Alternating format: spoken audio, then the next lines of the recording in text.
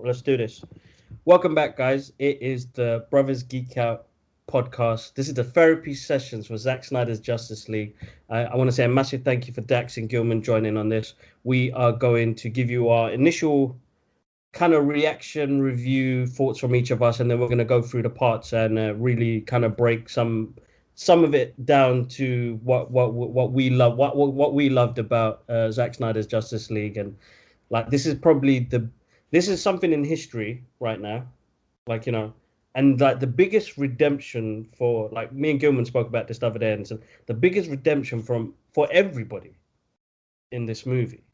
I feel not just the director. The director, Zach, I praise him massively, but for an overall, each actors, the crew members, the people behind doing the production, it was a redemption for all of them, man. And it must have been such a overwhelming feeling to see the reaction that's come back from it. But I'm gonna Dax, let us know your thoughts, man. What was it like when you watched it the first time around? Yeah, I thought it was fantastic. Honestly, from the moment it started, you guys obviously in our group chat, I think I was also messaging you as I was going through the chapters. I think immediately I was just I love the opening. Like again, maybe I'm too much of a Zack Snyder fan that as I'm watching it, I'm just really happy. It's like you said, like it wasn't just redemption for the director. It was also redemption for the fans. It was redemption for the crew, all the cast involved. And it was just really nice to see the story, the full story come together. It's weird, because on one end,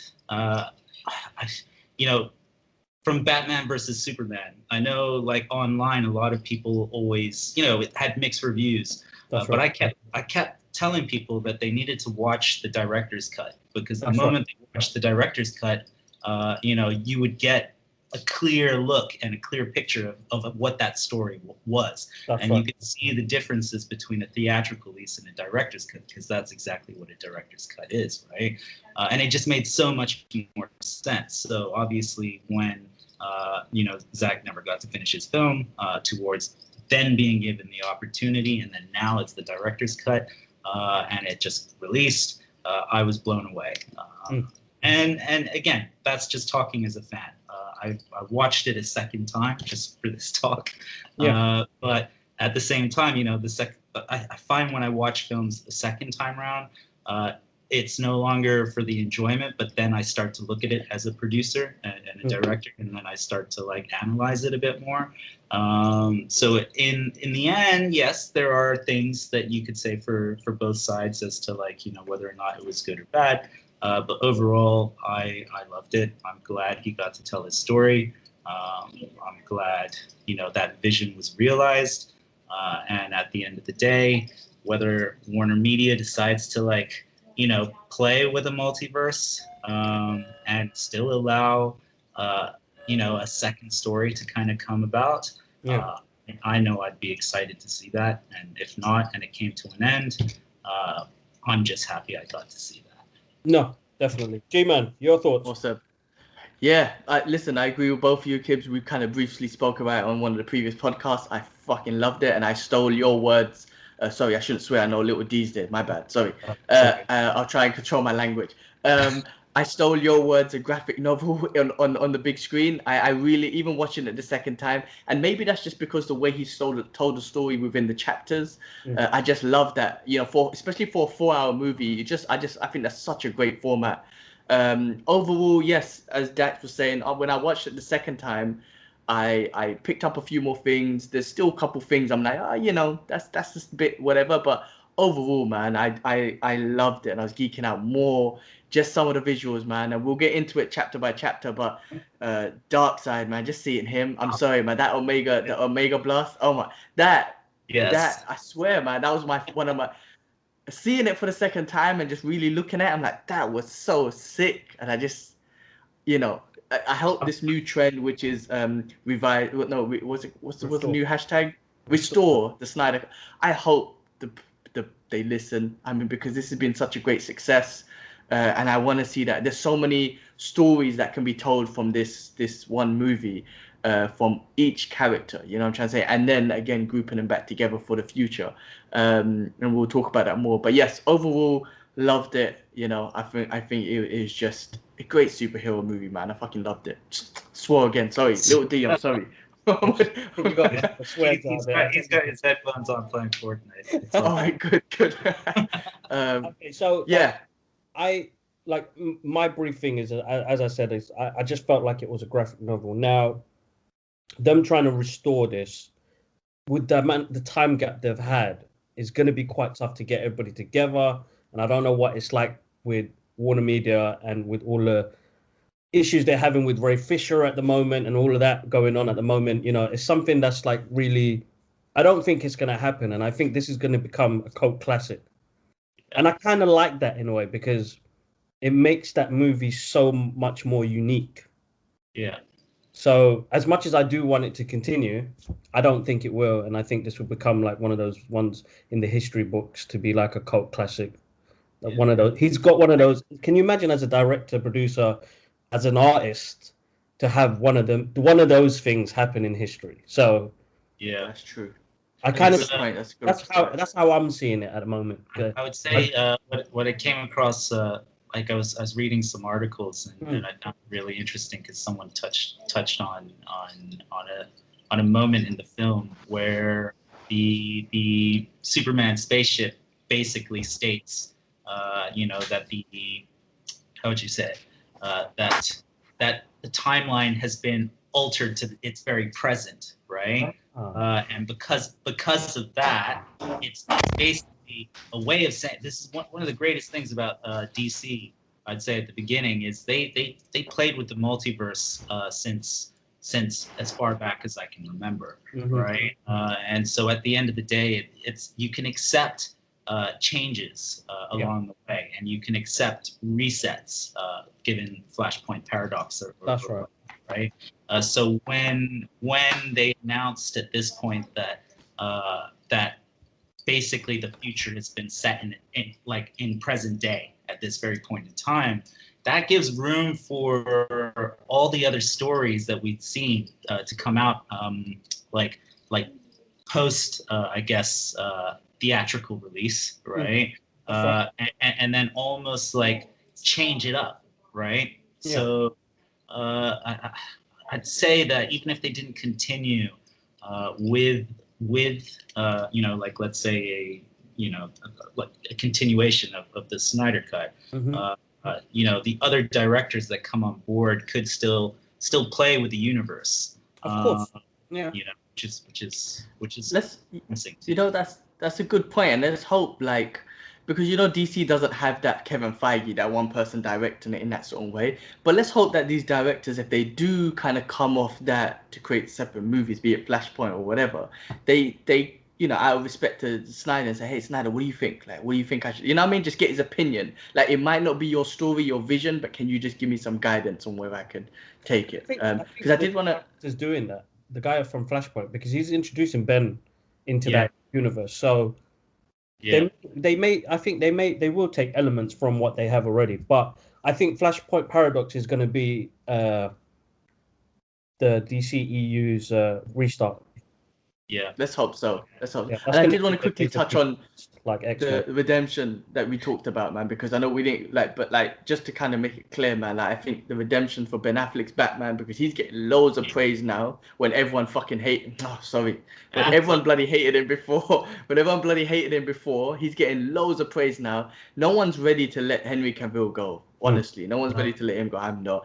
And then Ray Fisher and whatnot, he's Cyborg, and we'll talk about it more. He's one of my favorite characters now. Before, I didn't even think about him. He's after seeing that, he's one of my favorite characters now. Even the Flash, there's I wasn't a big fan of him. We didn't get much from that Justice League, the first one that came out, but this one has really explored more of his powers, and I love the way, we'll get into it, but we don't need to see a Flash Star movie. We just get into Flashpoint Paradox, and this one kind of set that up. Yeah, this was always like that. Is each of the characters had their own sort of origins in this, and the new characters that came in, which is quite, it's so important. Of like this movie coming out is like, my God, like you really. I know all of us are upset in a little way because, we watched that version in 2017 and was like, you denied us.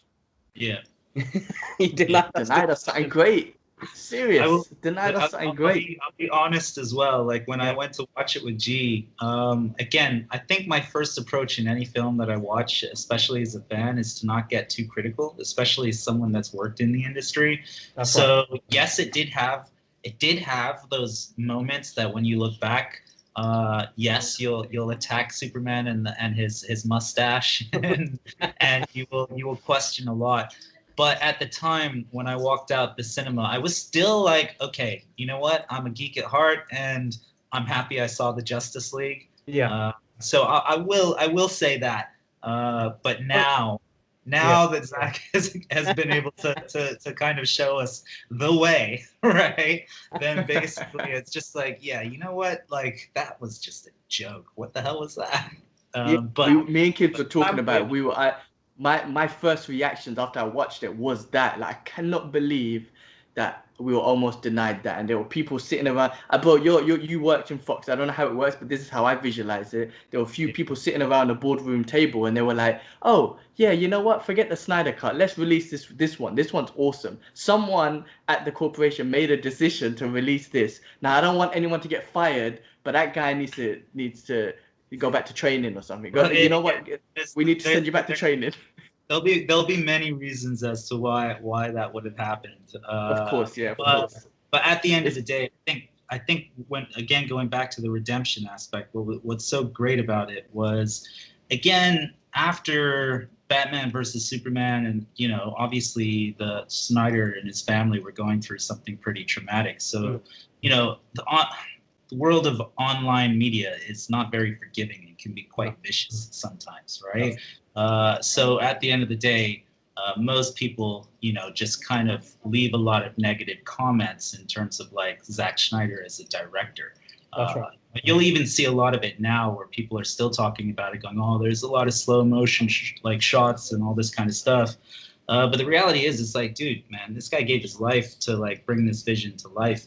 So much so that his family experienced tragedy, and based off of that, like, you know, people should be happy that this story was told. But at the point that he'd taken a step back, you know, of course the studio would have selected a director to step in, and then at the same time choices would have been made to kind of make sure that something could be created.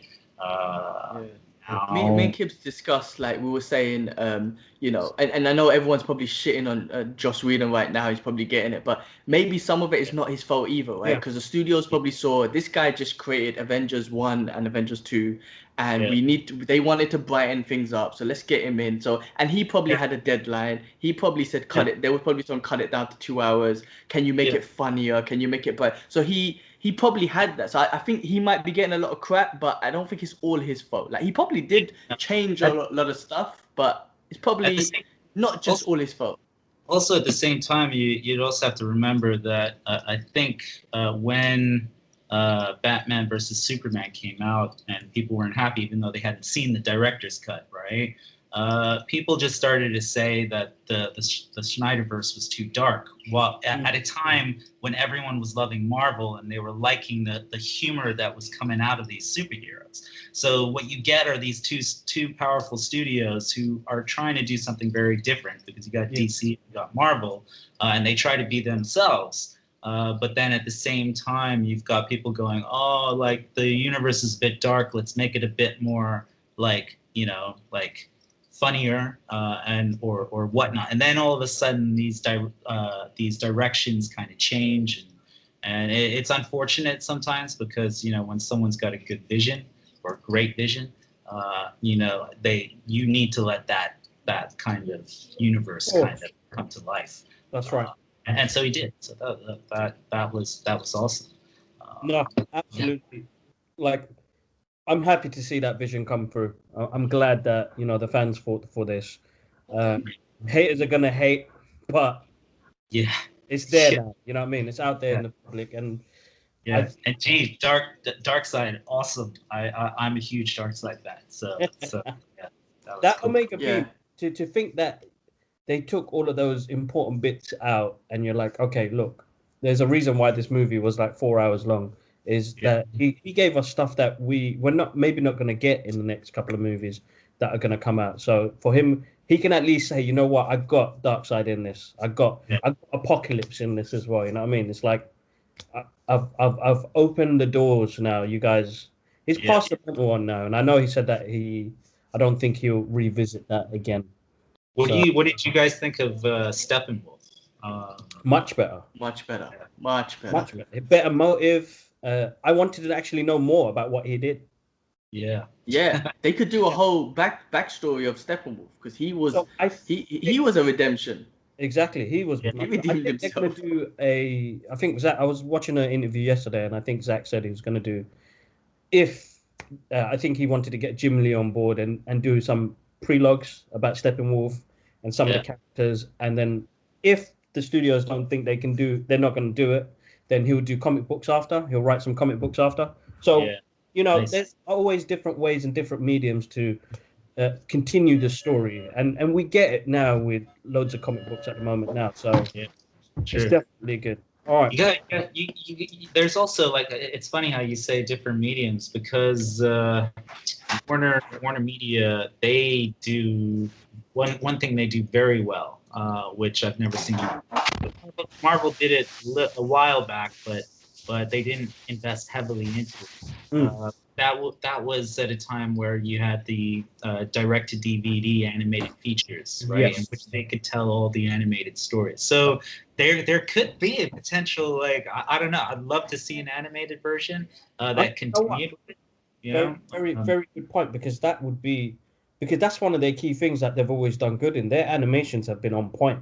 Yeah, exactly. So if they do that, that is actually a great idea. Actually, that's awesome. Yeah, they could do. He could do, right? An animation. That would be awesome. But like with Steppenwolf, I want to see more because he redeemed himself. He wasn't scared. I remember the other one. As soon as Superman came, he got scared, and then he got munched by his own parademons because of his fear. That's so stupid. I was watching the battle again now, and even though Superman was beating him, he went for him. He still tried to fight him, and because he wanted that redemption from Darkseid, right? There was that he let Darkseid down in something, right? Some previous whatever. So he's trying to redeem himself to Darkseid, and he wasn't even. I loved it, man. And he had way more motive.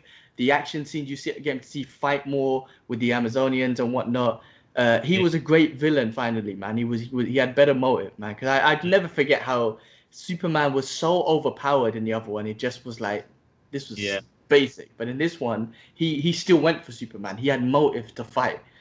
His dialogue was good, and I liked his voice. It really kind of made me kind of feel like, okay, this guy's a pretty, like, one, he's badass, but two, you could already see in the dialogue his loyalty to Darkseid, and you know. That's right. I mean, ironically, even though he betrayed him, like you can hear it, right? No, of course. Let's. Hey, that could have been. Listen, maybe that's Snyder's kind of like what do you call it? Like I don't know, like a metaphor of like Steppenwolf being the studios, and then they backstabbed Darkseid, who was Zack Snyder, and now there's some redemption story going on. I don't know. I'm making up some shit here, but maybe there's something behind it. But you know what? You see elements of that. I feel like he's put elements of that in the film. So let's start from part one. So don't count on it, Batman. So the fact that he did things in sections really paced the movie much better. Yeah. But that opening scene, for what we got originally, and I feel like I connected with Bruce much more now than we did in the original one.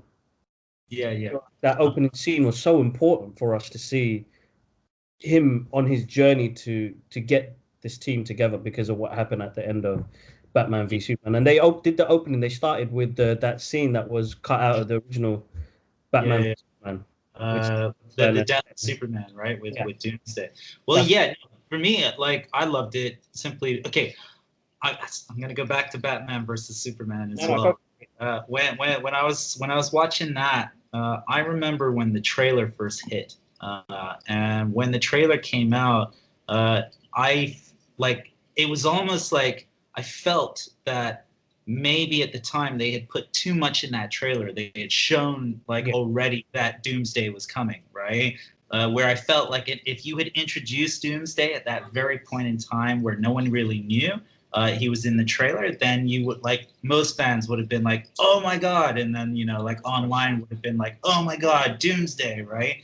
Death of Superman, or whatnot, right? So I think at a certain point now, I feel like that continuity and how it starts from that very point, it's good to bridge it simply because it brings you back to the actual first film. That's right. So that you kind of you remember exactly like what had happened, and you know, when you hear the screams and the death of Superman, it's not just you as a viewer, it's the entire universe, right? It's hearing that death, hence first, the other box, like, kind of, you know. Yeah, well, at first, my first criticism of that, because I'm glad you brought that part up, because at first, my first watch, even though I thought that was awesome, I was like, why, how did the mother boxes, how is it Superman's voice that triggered off the mother boxes? I don't get that, right? Because that's one of my critiques.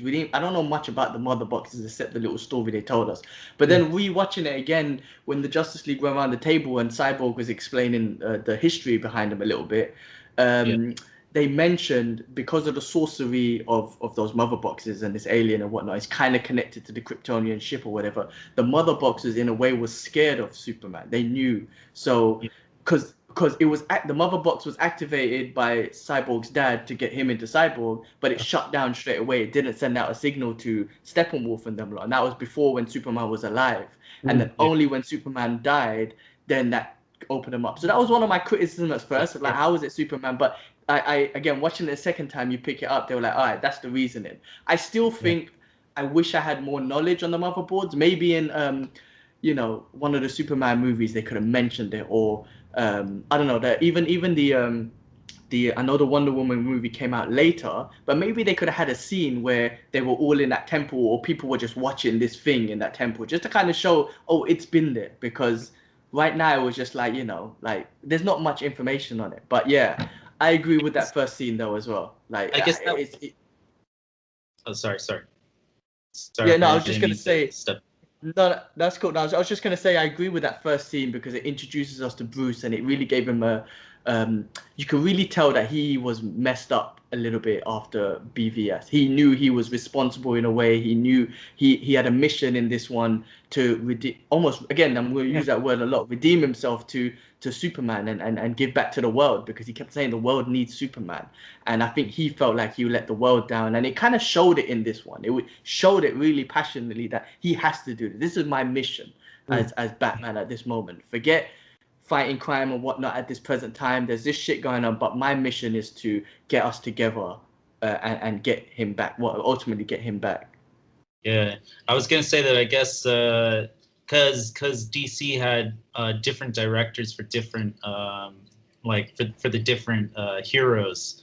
Again, going back to what you had said, G-Man, whether or not you had someone like Kevin Feige on top that was kind of making sure that everything was connected. I had read that some of the directors would reach out to Zack and ask him his thoughts. But again, I don't know. But yeah, I guess like if you could somehow have had kind of created a much larger continuity amongst all the different films, that could have worked. But the Snyder Cut in itself is already in my head like the justice it deserves, and a lot of the other stuff I can let slide. Right. So in the beginning he has a word with he has a word with Aquaman, which was a much better scene as well. Yeah. Then we move on to did you guys enjoy the singing? It was a bit random. Is there history behind that? Is there like some Nordic history behind it? There must be. I think I don't know where that came from, but I don't know. Maybe more, or maybe it was just like, look, it's a Schneider cut. I'm just putting it all in there. It's just like, maybe. You know what, Dax? There was another thing I wanted to ask you as well, because of the work that you do as well. The aspect ratio. What did you think?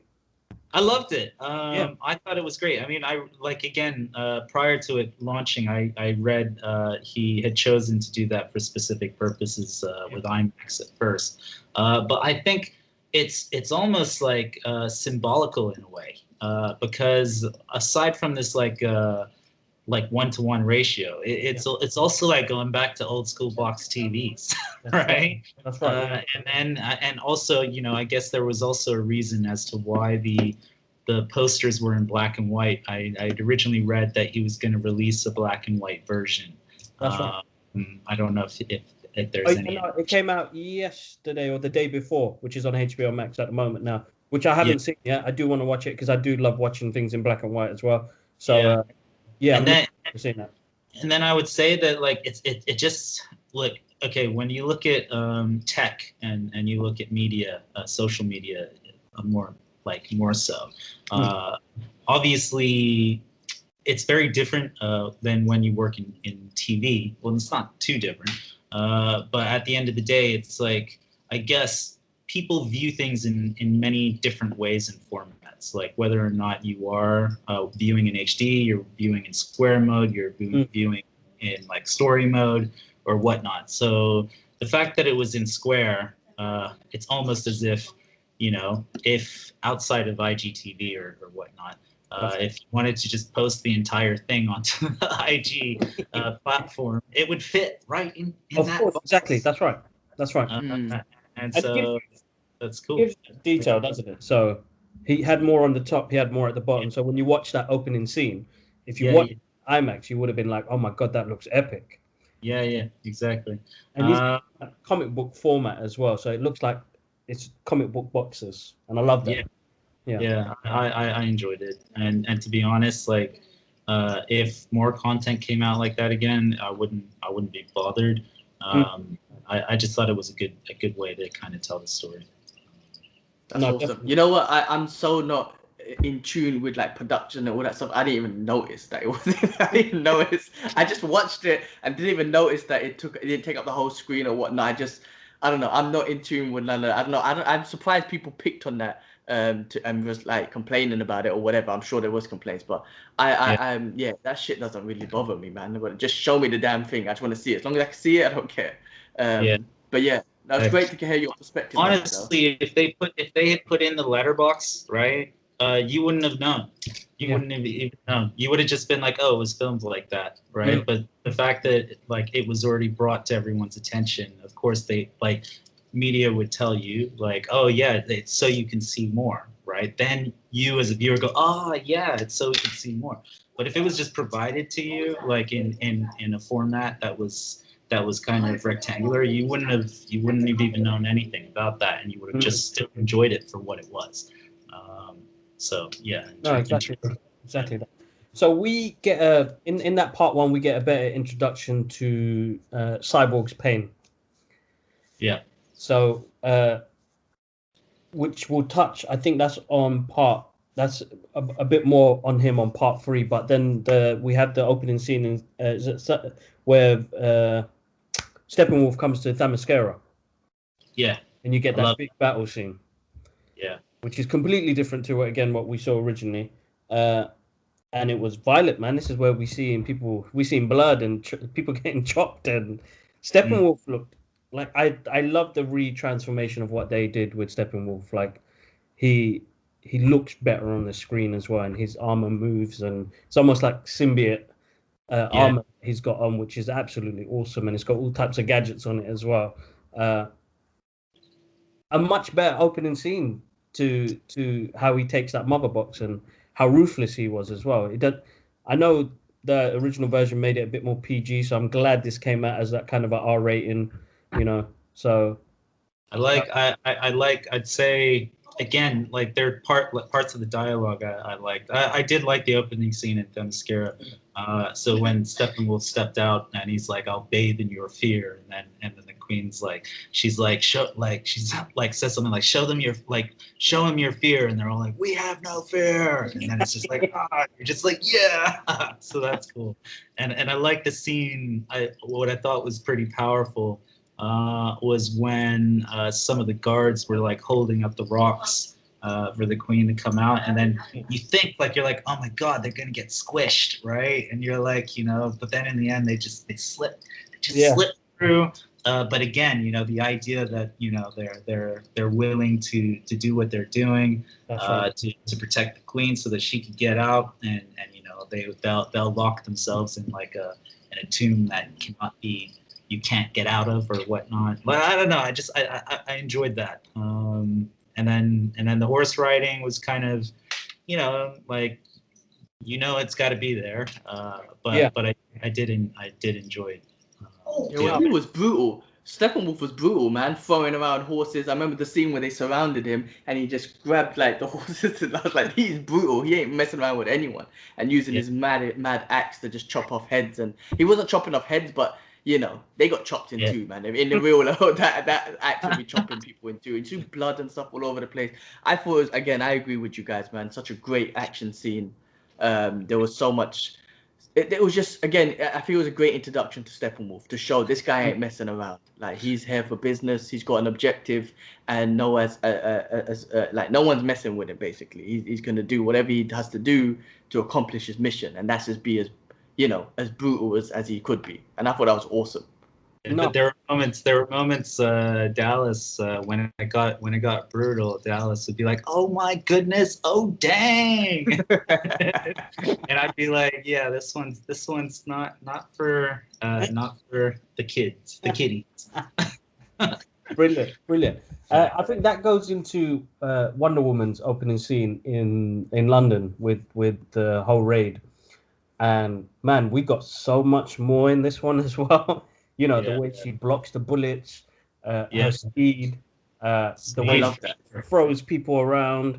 And I just felt like we had a Wonder Woman, like, I can't put it towards what's come out already, but we got a really fierce Wonder Woman in this one. She knows how to battle.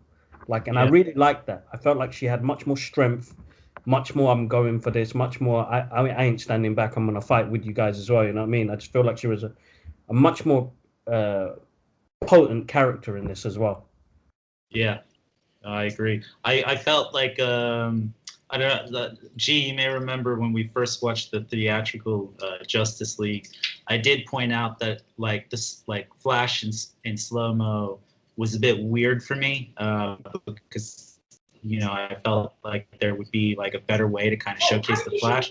So when we saw Wonder Woman kind of in the opening scene for her, I felt like she was almost moving like the Flash, right? Yeah. Like her speed was just, she was in there quick.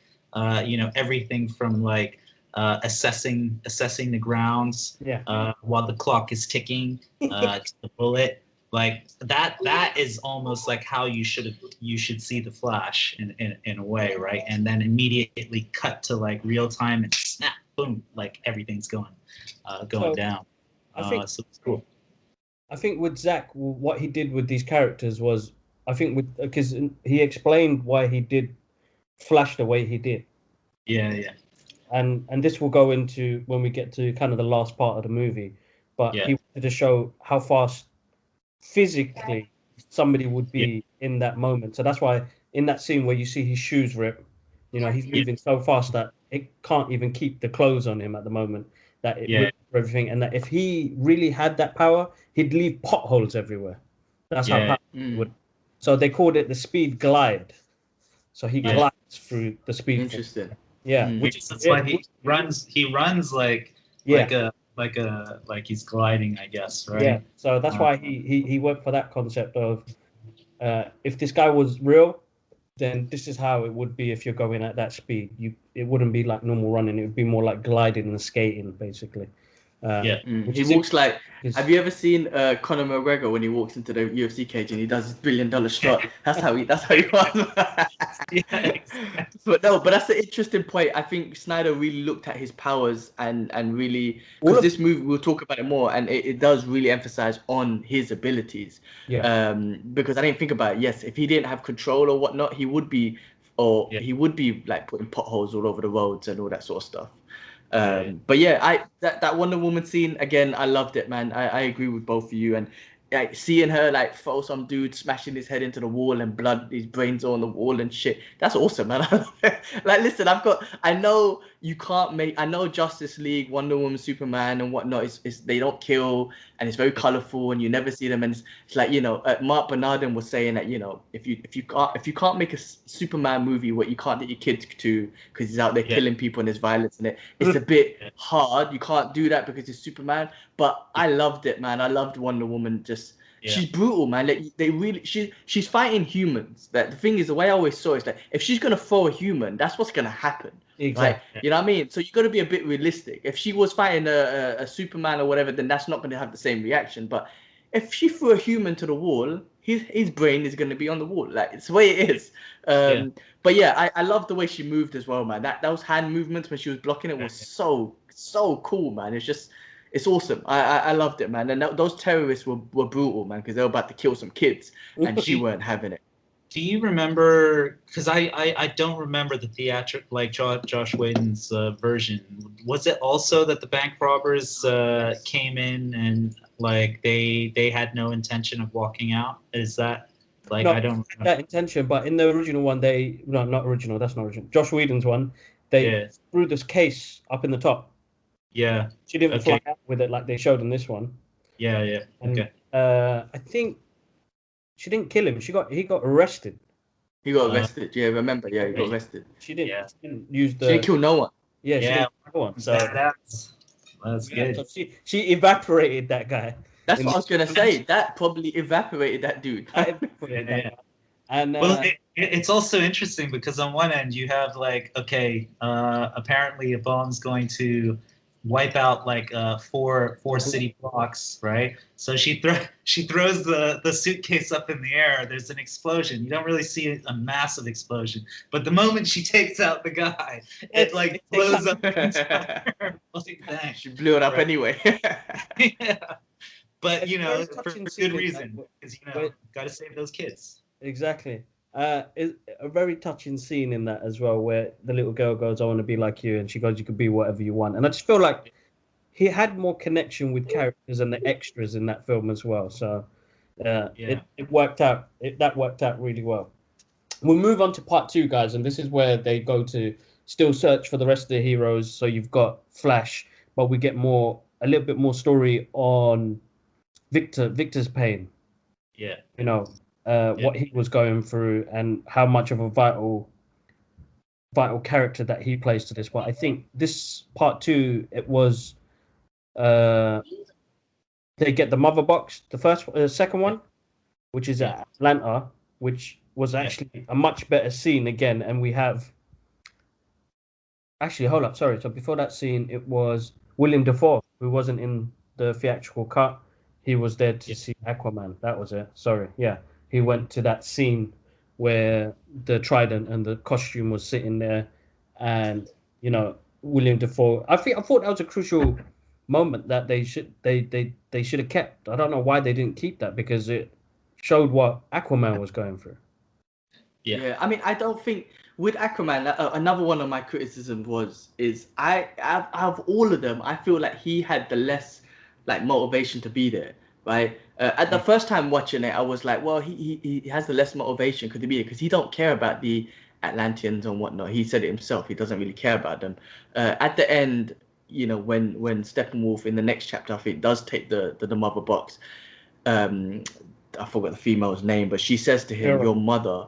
Yeah, your mother, it would have been your mother's duty to go up and chase him and fight that dude. You know what I mean? Like, so she kind of pull it on him there. And I think then he realized that, okay, this is not just an Atlantean issue. This is a human being issue. Because Steppenwolf, if he does put the boxes together, it destroys the whole world. So at first I was like, his motives are not really there. But again, I still think out of all the characters, or maybe including Flash, like, well, not Flash, sorry. Out of all the characters, I think Aquaman's character had the least. It felt like he had the least motivation. I wasn't much expanded on why he's getting involved with the team.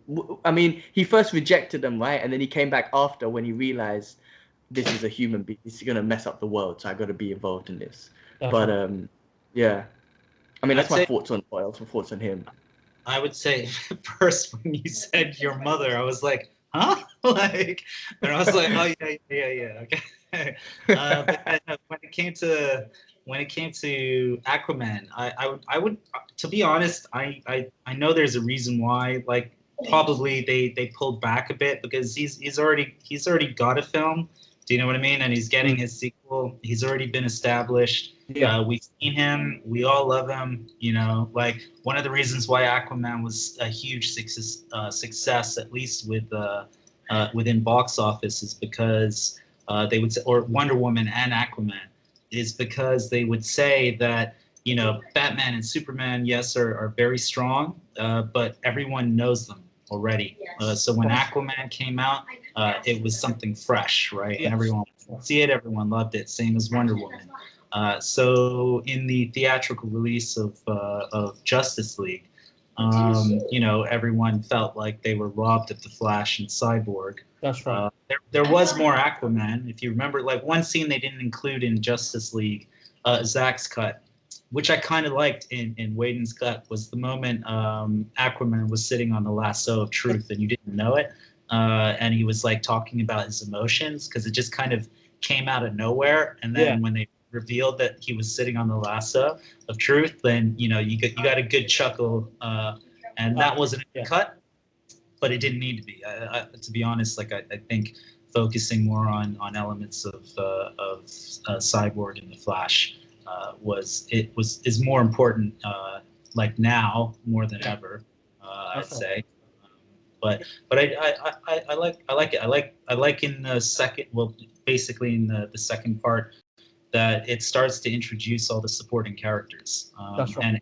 And it's everything from like Alfred, Yes. to like, you know, as you mentioned, Willem Dafoe. Character, yeah. Like, Trying to remember his name in that movie, but this is the part where Diana talks about the history of the mother boxes, and this is the epic scene battle we get of, you know, Darkseid's introduction. The mother boxes. You got Zeus, Ares. You got Green Lantern that comes as well. An epic battle scene, man. That was when he came out of that ship and he just smashed his, what was it, an axe or a hammer or something? He just it was mad. Yeah, that was beastie. Good crucial scene and a bit of history about the mother box. Excuse me, about the mother boxes as well, which I think is which was great. And I can't believe they completely flipped that screen. Yeah, there were two things, like I noticed when you talk about the axe. Yeah. It did kind of make me think, though, like I was like, oh, like didn't Thor do that to Thanos? Like, and so that scene, like it's almost as if like it was cool, you know, when Darkseid got hit, but then I was like, oh, I kind of seen that already, but still I still love it. And then, but what's kind of cool was later in the end, when Steppenwolf was about to hit Cyborg, same thing happened, but Superman flew in and shing. And it's like, I'm not impressed. Something about it's always something about the neck, right? And I think it's I don't know. I suppose because they can't do a direct chop, it keeps the character going, isn't it? So, but having to see, but you know. Go on. I was gonna say with Darkseid, it's great to see because he was, so that was obviously hundreds of whatever years ago and whatnot, and it looked like compared to the Darkseid that we're gonna talk about at the end, he matured a lot because that one looked like a warrior. I mean, to fight and whatever and be brutal and be maybe a bit more careless in the way he fought, because it's like, how did Darkseid just get stabbed by these guys and get dragged back onto his ship? But I think again that was a little bit of character development. This is how he was before. He was just a savage and ruling, trying to conquer Earths and whatnot. And at the end, it's when we saw him at the end, it seems like, oh, this is a more strategic Darkseid. Even though at the end he did say we're going to do it the old ways, but I think he's do it the old ways, but I have a more strategic approach and whatnot. But I thought it was a great scene, and you know, the Green Lantern. You know, I was telling you, kids, like, you know, and the other time that this movie can pull off different stories, right, in different ways. And as far as I remember, Green Lantern, who fights for Earth, is, you know, that's his responsibility, right? You're the Green Lantern for Earth. And that's your responsibility to look after that section or whatever. So they could follow that ring. That ring went somewhere. They could follow that. This is the way I see it. They could follow that ring and see that journey that ring takes. Because that ring specifically is for that realm, right, or that I section think of the so, for that universe. So, sector, yeah, for that sector. Yeah. so it's interesting to see where that ring goes to, and does it come back Well, to how? No, it won't be how, will it? It'll be if that's the case, is it Abin Sur? Is that the name of That was the original the original? lantern that covered that sector, which had Earth in it. But this is actually an ancient Green Yeah, Lantern. So yeah, Zack Snyder said that he went back in time of the comic books and found somebody, and at that time yeah. was protector of that realm, basically. So What I think what we found, I was also watching with my girlfriend at that time in that scene when they split the mother boxes. My girl was like, she's like, bloody humans. They would just bury it in the ground, right? Like everyone goes through like like immense struggles to hide to protect it and hide it, yeah. and then humans just go, I'll dig a hole and put it in. fully know. Oh, So true. Yeah. so well, yeah, no, it was. But funny enough, so you say that it was the last one to be found. It was the Yeah, hardest one for them to be found. I did. So I But said anyway, that by then they already took it out anyway. But at I the don't end know. of It's crazy. Yeah, It's at the end of the film, I said, "Hey, those damn humans, man. They they looks still like put it in a like place where you least expect it, right? yeah, Yeah. Put it in where you least expect it. Let's move on to part three, which was called "Beloved Mother, Beloved Son," and this was based on this is the story and arc of and the origin story of Cyborg. So, yeah, he has become the heart of this movie because of him and his connection to the mother box. He is a much more crucial character to the story. He he plays a big part of this, man. He plays definitely, And a they big really part. show his abilities. His yeah, ability They, is, oh my god, like in the theatrical I cut, had no idea. man, really upsetting, man. But yeah, That I feel like they diminished him in that first one because now it's like he is more. He is the Justice League. You know what I mean? He's the one who yeah, takes that the elements of the mother box and the world and his powers. His each story has. It was almost like a parenting story. This whole movie, father son family. It was really family orientated in a sense. I could see where Zach was heading with this, but yeah, we get more about his abilities, man, and it's absolutely awesome. You get that history of what scene. happened to his mum and mum and him. It's like, man, really deep, man, really deep. Yeah, and I'm sorry to cut you that because that scene that keeps getting me emotional is like one you see his abilities because from the other cut, like the Whedon cut, you just see him as a cyborg and he makes guns and he can fly and shit. But in this one, like when they went in deep and he's like literally can like set off all the nuclear bombs and literally he controlled the world. He can control the world. But that scene where he helps that single mother, there's Mm. something about that gets me, man. Like I don't know what it is. When she sees the 100,000 on the cash machine, like it really gets me emotional, yeah, and that like it just shows his heart. Like oh, he's a hero. This guy is straight up a hero. Like just by that once, he hasn't even saved anyone, but he saved her, and it was just pure yeah. heart. And that scene got me all the time, man. I He really love the way they his mum expressed him. in that Yeah. moment as well, because even though that he says it in the car that you still work as hard as dad does, but you still come to everything that I do. So the amount of sacrifice that you make for me, meant so much to him. Yeah. So after that accident, and he was brought back to life, again the redemption story of his dad trying to bring him back and be more of a father figure to him.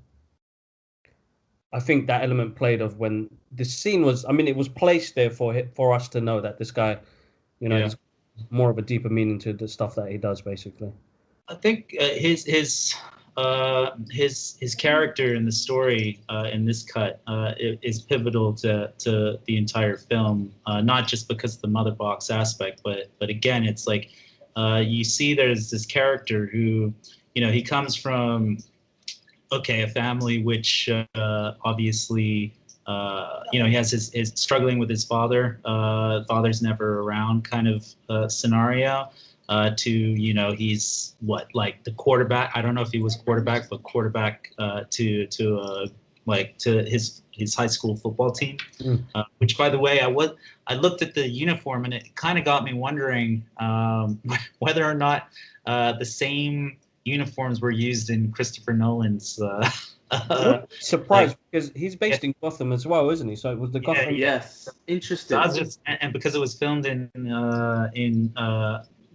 London, right? So I would like it'd be like, oh, let's just repurpose that, right? You know, but anyway, point is that he comes from this like you know, he's obviously like a leader in his team to tragic like a tragic moment that hits him towards like his dad now coming back into his life, but also breathing new life. However, when he breathes new life, you know, there's this struggle. How does one go from being human to then being like this, what you would consider, anyone would consider if they looked at themselves at that very point, like as a like monstrosity, right? In a way. Right? So you would see moments like even him where like he went to see Wonder Woman, he would almost kind of be hunching, right? Yeah. Almost he was like some kind of like golem of some sort, right? And then you see him kind of coming into being from moments where like as they're about to kind of revive Superman, you know, that trust being built. Okay, backtrack from the moment the father says, if you won't look at me, you'll at least listen to me, right? Don't know if he'd actually listened at that point, because at the end you see that he had to put together the tape. So to the moment they're saving Superman, and like basically or reviving Superman, and then that one look towards his father, and then his father saying to his crew, oh, he's wrong, and standing beside his son, because at that point he says, you know, like, you know, I've given you new life, you need to reach your full potential. That's right. At this point you can see he's now amongst the best, right? And it could be like a son, what are you doing kind of thing, but at this point, like, the father's just like, he's just like, hey, like, yeah, my mistake, no one comes back in. And then you see him kind of turn, and, you know, because he didn't address him as son, he just looked at him as like Justice League, right? Yeah. With the rest of them, right? And then he looks back at his father, and he's just that kind of acknowledgement, to kind of be like, you know, thanks, Dad, kind of, you know, moment, towards everything else that takes place later on. And so you see, yeah, you see it, like you see it in the character. He definitely deserved that as well, especially with you know, I don't know, there's a lot of bad news going on online at the moment. So it's just good to see certain characters get justice. No, of course, definitely, without a doubt. And like this is the scene where it goes into his dad getting kidnapped because of the mother box, and then they go to Gotham Harbor, and it's the first time they all kind of meet up, and you got the Flash. Real quick, yeah, sorry to cut you. Did we touch on Flash's the first introduction to Flash? That was before they got to Harbor, right? I mean, that's right. I don't know what you guys. Yeah, I don't know what you guys thought. I know you talked a little bit about his powers and whatnot, and his shoes ripping off. But I don't know what you guys thought about him meeting his like, you know, future love interest, right? Which is Iris and whatnot. I mean, it was an awesome scene. I don't know how that fits in, right? Because not to skip too much with Flash, we're not getting the origin of Flash, and in the comics, right, he gets his powers when he's working in the crime lab, and all that stuff happens, and he gets hit by thunder and whatnot. In this movie, he's already got the powers, and at the end of the movie, he shows his father he has the job at the crime lab. So first, I hope. I don't want to see an origin movie. We don't need to see that really, because they already kind of give him something. But I hope in the Flashpoint movie they might touch on it just to see where it came from. But him already giving that connection with Iris. I don't know. It's interesting where they might take that, and hopefully she'll be in the future movies. The only part that I thought was odd was when he put the hot dog in his pocket. I don't know what that was about. I saw a funny meme. that someone made. That he puts the hot dog in her mouth. Some dirty bastard made that meme. But that was the only odd thing. That was great. I did think great. Yeah, if I see it, I'll throw it back to you. But that was hilarious. So that was odd, but I did think that was again just a good introduction to a kind of good introduction. But I think I want to see more of him, and I think maybe Snyder didn't do it because there is the Flashpoint movie coming out, or maybe he had the vision that that movie is going to come out and explain more. But they've changed him a little bit. I would say for me, I like the scene. Okay, certain things that I didn't like about the scene was, oh, it's a typical truck driver and he drops his burger. I was like, only in America will this happen, right? And he's like trying to reach for the burger, right? Then okay, cool. I thought like it was a bit weird with the. I like the interaction between the two as they see each other. Whether or not he was like applying for a job at a doggy daycare or whatnot, that was a bit weird for me. But I liked how they kept looking at each other. Yeah, the connection. I did laugh when I saw the hot dog, and to be honest, I just thought at that very point in time, it was like I laughed, my girlfriend didn't, and I didn't know if she'd seen it. Like, so like you, like where are they going with this kind of hot dog kind of thing? Yeah. Because I was just like, that's just so freaking random, but kind of funny.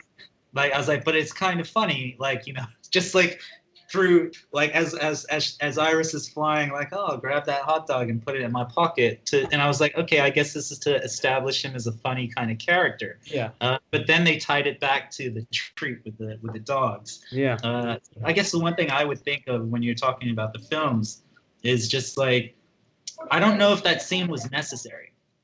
I think like you could have just gone with like him and his father in the prison. And that would have been enough. But again, I think a lot of this stuff was filmed, and maybe Zack was just like, you know what, this is the director's cut. It was shot, and it's a good scene. It's set up for something else. I'm gonna throw it in. But yeah, I did laugh at the hot dog. So, yeah, that threw me off as well. Yeah. But yeah, if I find that meme, it was on Geek of Steel's page, and I was cracking up because, again, of course, there's someone who just pull it in their mouth, and I was like, that's hilarious. But I agree with you. If there were to cut down scenes and whatnot, this one I don't think would have been as necessary, the intro scene. But it was great to just see that Snyder's vision of his abilities. Yeah, if that makes sense. Yeah. And then we get to see more of that later.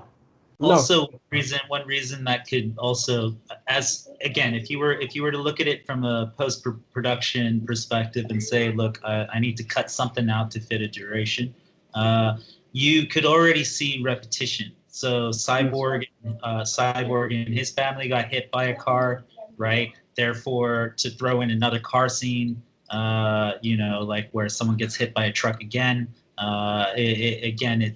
they're two of the same shots. One is just more beautified, while one is very quick, and to establish like tragedy, right, in your story.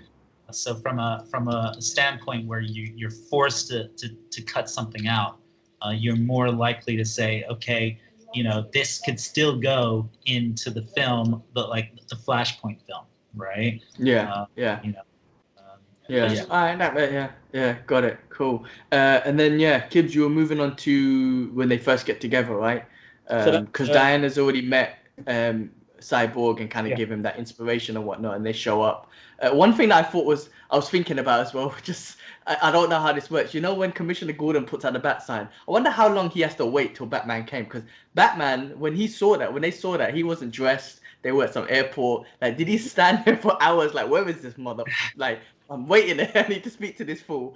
Anyway, that was just something that came to my mind. I wonder how long he waits for him before he gives up.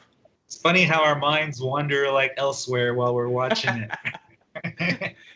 It's like, dude, I was waiting for 3 hours. Where was you? It's like, man, I was kicking some ass, man. Can't be calling every time you put the sign up. But yeah, no, move on. Come on, Kibbs. No, so this was the big battle scene they had in Gotham Harbor. Just trying to work out. Yeah, so this is the battle scene they had in Gotham Harbor. Again, loads of scenes were changed in that as well. Well, we got the original stuff that was supposed to be in there. And it's the first time we get to see Flash's powers more. He in the Josh Whedon cut, you had the part where he was more of a, I don't know, he didn't do nothing. He was scared. He was scared, yeah. Where in And I this don't. he was a bit scared. It was his first battle, but he showed his The power. Flash. What he can do. This is the Flash, or This the Flash, yeah. oh in- yeah, yeah.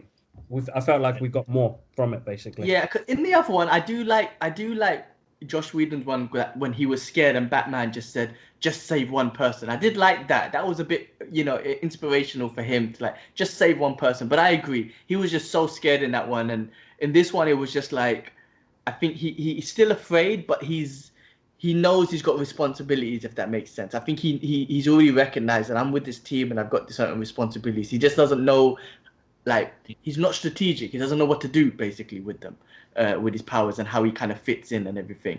Where the others, like, they're all warriors except Cyborg, but I think Cyborg's got his own self-defense mechanism. But the rest of them know how to fight, and they understand battle where he doesn't. But I did notice one thing, and Steppenwolf and Wonder Woman, he gets her a lot. Like every time he sees her, he keeps getting her about, the Amazonian that went away from your family and I slaughtered your family and all it. He gets at her a few times, and every time he sees her, he mentions that. He tries to get her emotionally every time they meet. It definitely adds more to Steppenwolf's character as well, right? I mean, because he started out in the mascara, so even in the end when he says, he's like, let me ask you this: why would you leave your own sisters to kind of be with these people? All right.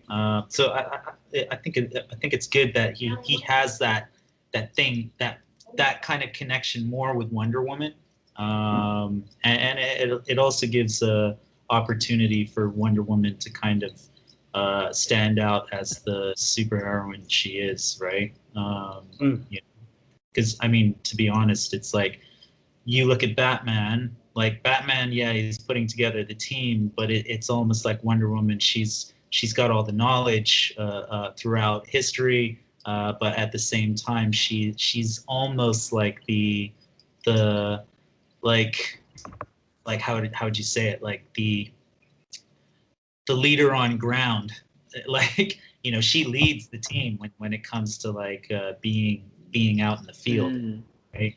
You're right, because she could be seen almost like Cap in regards to, like, she understands war and battle. So strategically, you should go here, you go there. I know Batman seem like Batman put all those plans together, but I see where you're saying from that side. Like I feel like she could be more. She was kind of established a little bit like the battle strategic person, like, you know what I mean. But there could be more of that for her, I reckon, because that's a good point. She's the one that understands war and battle and all that stuff more than anyone, really. But yeah, that's a good point.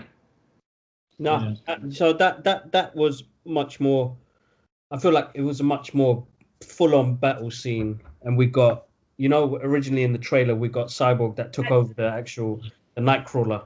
We didn't get that in the version that came out with Josh Whedon, so we got that in this one, and them coming together and then moving on to the Change Machine, which is where they talk more about the Mother Box, and you basically see Cyborg fly. You see Flash save some people. Cyborg and his dad goes go. He goes. That scene with Flash. Sorry to cut you though. That scene with Flash, I think that really expressed. I haven't seen the interview with Zack Snyder, but when you mentioned that Snyder had a certain vision on how he wanted Flash's powers, do you remember that scene when the rocks were falling and all those people, and you could just, it's like he's teleporting and moving them. That was exactly a wicked scene. No, pretty good. So Cyborg gets the Mother Box, saying that he's got it, and then they go back to Bruce Wayne's place. So I felt like here with the Flash, like I love all the Flash moments, but at the same time, like I'll be a little critical here, where when they were trying to get, for example, get the hostages out, right? You see, like, okay, cool. You're starting to see some some footage of Ezra Miller moving really fast, right? But at this point, this is where I think Cyborg, was it Cyborg or was it Batman that basically said, get everyone out, right? So you kind of see him moving fast up and down the stairs to kind of see whether or not people are moving up the stairs, like at a good speed, at a good rate, rather than the Flash just grabbing them all and taking them out. Do you know what I mean? That's right. Right? That's right. That to me, from a visual perspective, direction, that's probably where I would have gone. Like, okay, you could really show more of the Flash here. I get the whole reason why. I mean, it's already been filmed, but it would have been nice to see moments like that where the Flash was just kind of he did come in with a lot more confidence, but it was almost like he was still supporting. Like, for example, when Wonder Woman is like jumps to grab her sword, like it takes the push of the sword. So he supports. It's like he supports his team, right? So in the stairwell, it was almost like he's supporting the hostages to rather than just say like, okay, get them out quick. And that would have been a real cool moment where you could have like moved from a lot of the slow motion technique to like like fast and kind of quick. But I guess that scene, because it gave that scene with Cyborg and his dad right at the end of that as well. So maybe he kept it in there or didn't do that just because he can give that scene. Otherwise, it would have been like, Cyborg, you go fight, and I'll save them or whatnot. But at the end of that scene, I think it was the first time his dad saw him, like he saved his dad. So there was almost like, oh, you do care for me, because he was, I think he said like, you came for me and whatnot, and he's like, you're my dad. So there was that moment of like, oh man, my son, even though he showed he's hate me the whole time, he's here for me, sort of thing. And he's with the freaking Justice League. He's with Batman and Wonder Woman. So I think I didn't know how else they could show that. I mean, obviously there's other ways, but it gave that scene, I guess. Yeah, no, that's very pivotal as well, because you would see, when they talk about, that they've got to work as a team.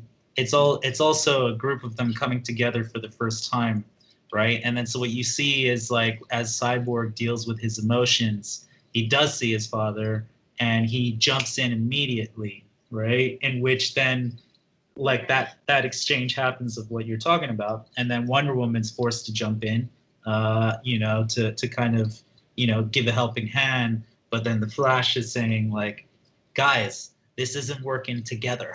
Do you know what I mean? Yeah. And basically you see them all. It's almost like them learning for the first time, like, one, like about their enemy, but two, about themselves as a team. And then when it leads on to the entry of Aquaman, then that was kind of cool. And Nightcrawler was cool. I liked Nightcrawler. Nightcrawler was good as well. I'm glad they put that scene back in as well. And this movie really showed these lot coming together like a team. And it's one thing that we didn't kind of get in the Joss Whedon version. I felt like, because the movie was kind of scattered, where this one you get to see them, each of them have a part to play. Yeah. And they work really, you see that at the end, their teamwork is absolutely, like, it came together so well. It was basically like a football team doing everybody was in the right positions and everybody was doing the right things, and the team bonded really well. And I love the fact that from that it moved on to the decision making of, I think it's part 4, which they call the change machine, when they talk more about the box. Yeah. This is their scene in is this the first time they meet Alfred, isn't it? Yeah. That's the first time they meet Alfred, and they talk about the box. Or is that after? That might be after. I think it's after when they meet. He takes him to the Batcave at the end, doesn't he? Yeah. Yes, after they get Superman back, then they go back and they meet Alfred. So this is before that. They haven't met Alfred yet. And this conversation was much better, so much more better. It gave us history. It gave us them understanding. They gave us them making a decision as a team. Yeah. And Bruce, like if you hear the way Bruce talks, he says there was 5 of them. He goes, no, there's 6, not 5. We need him apart. It's like his leadership in regards to that goal was just like he made that decision. He made the decision. He's like, no, we're not thinking about this. This is the decision we have to take. But also explains how the mother box could bring him back alive. Yeah. You know how they were talking about how from ashes it's still a particle and the mother box can bring the particles back together. So at least they explained that how they figured that out, or how Cyborg helped them figure out it can bring Superman back. That scene did bring a. I don't know if you guys felt it, but that brought a tear to my eye. I saw it, and then he does the projection from his hologram system, and I was like, oh my. One So thing awesome. that I like, G, when you talk about Bruce, is that I guess in this film as well, you know, you do see a different side to Bruce Wayne. Also, it's very different in the Whedon cut. I remember in the Whedon cut, I didn't like that in the end scene. It was almost like I felt like they made Bruce Wayne like a guy who feels like he had failed and like he's going to sacrifice his life for the team, right? I remember just going like, oh man, like no, right? But in this one, you know, he was a guy who was he was no longer cynical. He was no longer like thinking just analytically or like strategically. He even states he was like operating off of faith. You could kind of see where, like, for example, even in the end scenes when he meets someone like Vision, you know, just the facial expression. Sorry, Martian Manhunter. Just the facial expressions you would get from Batfleck at that point was more of like or not Batfleck, but let's say Bruce Wayne was more of a guy who was, you know, not just trying to redeem himself from the Batman and Superman, but also a guy who was putting together a team. And that meant like he had to operate differently and also become a bit more what's the word like vulnerable to showing like kind of some form of emotion in a way, right? Which is very different to the Batman character. But then seeing, like, for example, in the very final epilogue with the Joker, like, you know, that dialogue about, you know, what does he know about love? But then the Joker says, like, you know, well, actually, he knows quite a lot.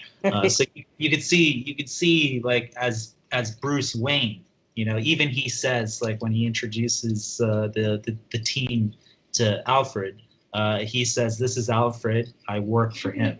Right? Do you get what I mean? Yeah. There's a lot of development on it. Yeah. For Bruce's character, I thought it was really, really good. Very, very, very important. He got his redemption back in this movie, man. Ben Affleck did, man. Yeah. The amount of hate that guy got was ridiculous, bro. This movie brought him back. Yeah. I think Ben Affleck done more acting as Bruce. We saw more Bruce Wayne and Ben Affleck's acting in this than we did see just Batman. Which I think, you know, so yeah, but that was a great pivotal scene, and they explained things a lot more on how they can bring Superman back and a bit more on the motherboard and how Cyborg's connected and how the humans find them. There's just a lot more explained to it, you know what I mean? But that leads on to the next scene, right, which is when they do the reviving Superman, and this touches on I think this was a great scene for two reasons, right? One, the flashback, the premonition that Cyborg sees, and two, Flash. We start seeing a development on Flash's powers when he talks about, oh, if I go too fast, something to do with the Speed Force, blah blah blah. But I thought that was I thought the vision was sick in his head. That's when we see the Omega beam. So is that yeah? So that's basically, so they go back to bring Superman alive. I think this part is called All the King's Heroes. When they come together, and that's where he has the vision, and they explain it a bit more of how it's going to work, basically, and they explain again Flash's powers a bit more. But as soon as Cyborg connects to the Kryptonian machine, that's where he gets that little premonition of what's to come, and that's where we get. And then, so this is what I was saying right at the beginning, is like as soon as they're in that little bathtub or pool or whatnot, that's when the machine basically states, like, there's no coming back from this, and that the future is now set in present time, or set with the present time, That's meaning right. that it can no longer change. And so that leads on to something which I was saying at the beginning could be potentially very interesting for the entire DC universe, because whatever came out prior could now actually mold and shape, and you would have an excuse to say, well, ever since this took place in Snyder's cut, it had altered certain characters and their accents or what or whatnot, right? No, of course. I feel like it was crucial to have that scene in there. You get to see what Superman becomes and what we're waiting to see. Again, Darkseid doing the Omega Beam, I suppose that freaked everybody out. Yeah, So sick. So good. No, in yeah, that scene you get to see Kilowog as well, which is another Green Lantern. yeah. He was in the Green Lantern movie, right? Yeah, With, I don't think it's the same, yeah. but Yeah. The Kilowog was there. It was all drained out, and then you see Aquaman stuff and Batman's thing he's holding. So the cowl he's holding, but this is them reviving back Superman. Flash does his little his speed glide, and He turns back time a little bit. I really love that shot when Superman's eye like just turns and is in alignment with the Flash. It was in the theatrical release too, but I remember seeing that and just going like, "Oh snap!" That's all. That was sick. Okay. But just to go back a bit, the photo of Jonathan Kent, because it was going in the water, and when Flash was doing his run, you see it go back up. So you just see the element of how fast he was going, and he actually turned back. He was reversing time a little bit, which they built on that, right? And we'll get to that end part later, but they built on that, and I think that's ultimately building to Flashpoint. But yeah, again, great scene, and they go straight into the epic battle. With the team, really good. A much better fight scene and had more meaning to it as well. Yeah, and it was also interesting where, because I was watching the podcast with whatchamacallit, with Silent Bob, Kevin. Kevin Smith. Bernard, basically, he was also talking about the scene where it was interestingly altered from the theatrical version, where when Superman basically was about to kind of like kill Batman, in the previous one, it was like Lewis entering the scene was Batman's plan all along. Where in this one, it wasn't part of his plan. And to be honest, I prefer the Schneider cut version, because then that also shows again more as to like how Batman, because Batman always wins, right? In this particular case, there was a moment where like actually if Lois Lane didn't appear, Batman wouldn't have won, right? Exactly. I mean? So it gave more, because that was the opening scene of her going in there, so that already planted the scene of Lois going to. She was always going there anyway, so it was it was planted much better. It wasn't just Bruce just bringing her there for no reason. And it touches on something after, you remember in Batman vs Superman when Flash he sees Bruce Wayne and he says Lois is the key. I think again the scene after the fights and whatnot, Bruce mentions that, and Wonder Woman mentions that she's the key to Superman, but he's already like, no, but there's something else. I think it's something else darker, and I think that touches on that a little bit, because he knew how much he loved her from that scene. Like, Superman would have killed Batman. There was no grab him by the jaw and throw him and say, do you bleed and shit like that. No, he done the laser beam and shit, right? So I think Batman from that scene recognized, oh, Lois is the key to something darker, something else. Because as soon as she came, I think it made him realize, okay, it's Superman, because he realized it was Lois Lane. But two, I think it made him realize as well, it's, okay, if something happens to this girl, I don't think he realized that exactly, but he knows if she's the key to something else. So it did identify two things, I reckon, on that scene of her walking in. But yeah, that was an epic battle scene. I have such a great scene with all of them, and it kind of expanded. I love the scene where Flash tackles Aquaman. And at the end, he just points at him and he's like, "I'm so sorry." Like, so that was funny, man. That was awesome. They kind of like with even though Flash, just touching them real quick. You know, in the Josh Whedon one, he was literally the clown and he made some very cheesy comments and whatnot. Even though in this one he was still that guy, but they made him way less cheesier, and I love that about things. He was almost. Yeah. I almost wanted to hate him in the Whedon one. It's like, oh, you're so cringy, man. But he wasn't cringy in this one. He was just more theatrically comedy. Whereas in the Whedon one, he was so cringy. So I'm glad they took that cringe away from him. No, same here. He's the kid of the league, bro. You know what I mean? He's the excited one to be with these superheroes. So I love the element that he has this excitement of being there. You know what I mean? That scene where Bruce and him meet up, you know, we originally saw that, but now seeing it in this format, it's like he's just a kid. You know, this is the first time he's excited to be part of. You know, the way he looks at Superman and the way he talks about Superman, like that's how we would. Exactly. It's interesting because outside of the cinematic universe, if you like when you watch like the animated like Justice League and all that kind of stuff, you know that kind of kiddish kind of like mentality is saved for characters like Kid Flash, and like who's the Flash's grandson again? I forget his name. I forget.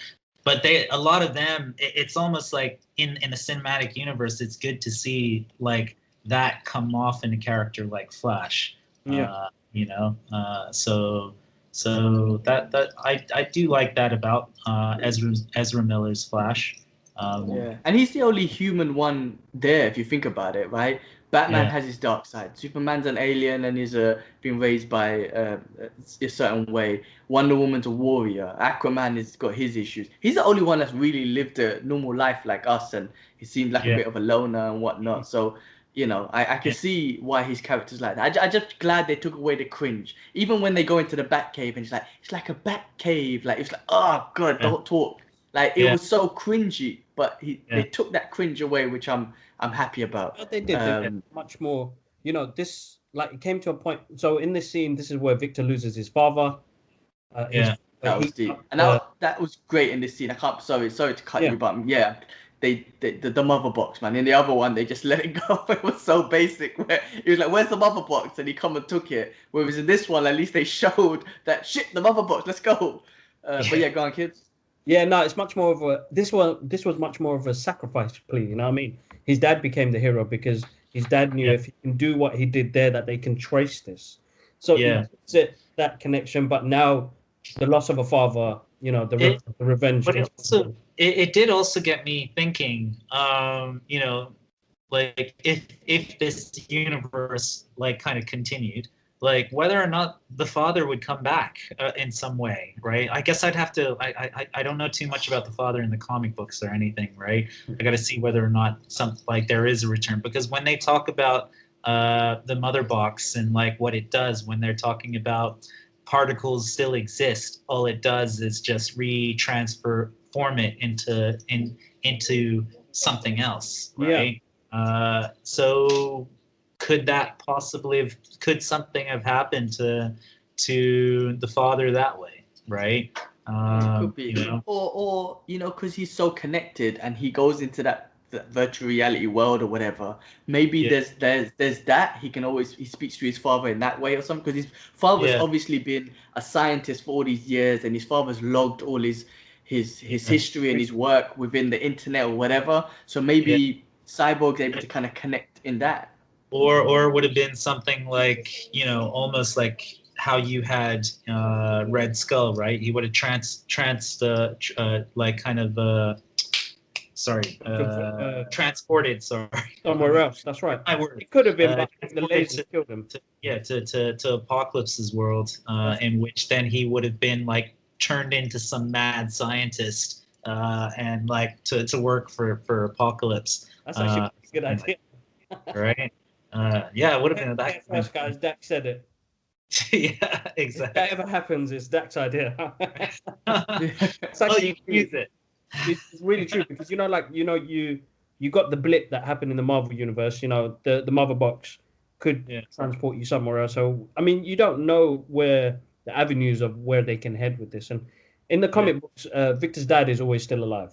He still works for the government. So this one, it's a great scene with Cyborg, though. I think again it touched on him and his emotions and his relationship with his father, and he just knew more of his mission, and I think that ultimately led to the scene at the end where he reforms his father's message on the tape to listen to that, to give us that speech.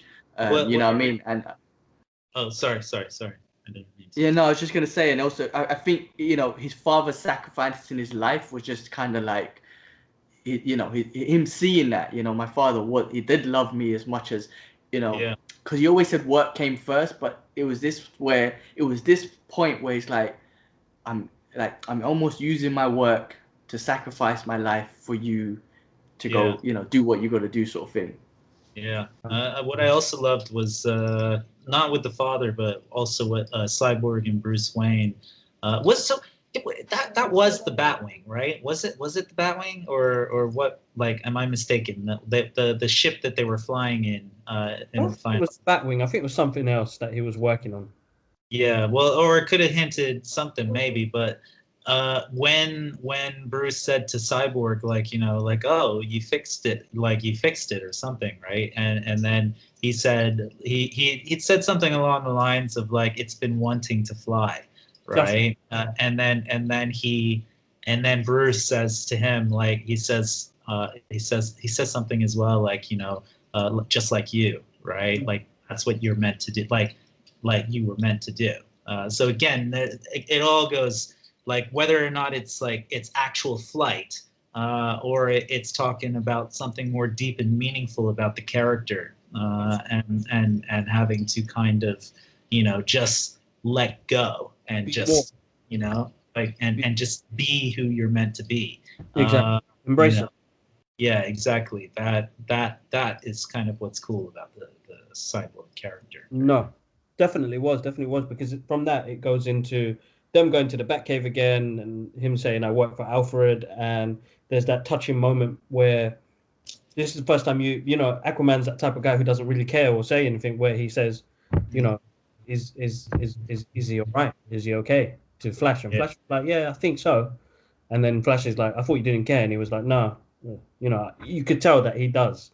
Yeah. In the Whedon one, I didn't like the way that was the scene where they tried to turn against Cyborg. Oh, how do we not know you're working for them? And they kind of, you know what I mean? He's like, I don't trust you. But in this one, because as soon as his dad died, the first thing that Aquaman says is like, we activated it and it killed his father. That's messed up. Like, he wasn't happy about that immediately. You know what I mean? Because he's obviously close with his father, right? As we see in Aquaman's movie and whatnot. So yeah, no, I thought that was a great part for Aquaman, and I think that kind of touched on his relationship with his father and the fact that he did care without even saying that. I do care. So that was it. I was good, and that was also the scene where Bruce Wayne had that talking to Diana about his premonition, Flash, and I think that's when he's trying to figure out what is it with Lois Lane. And you know what? That was that moment where you saw all of them kind of really.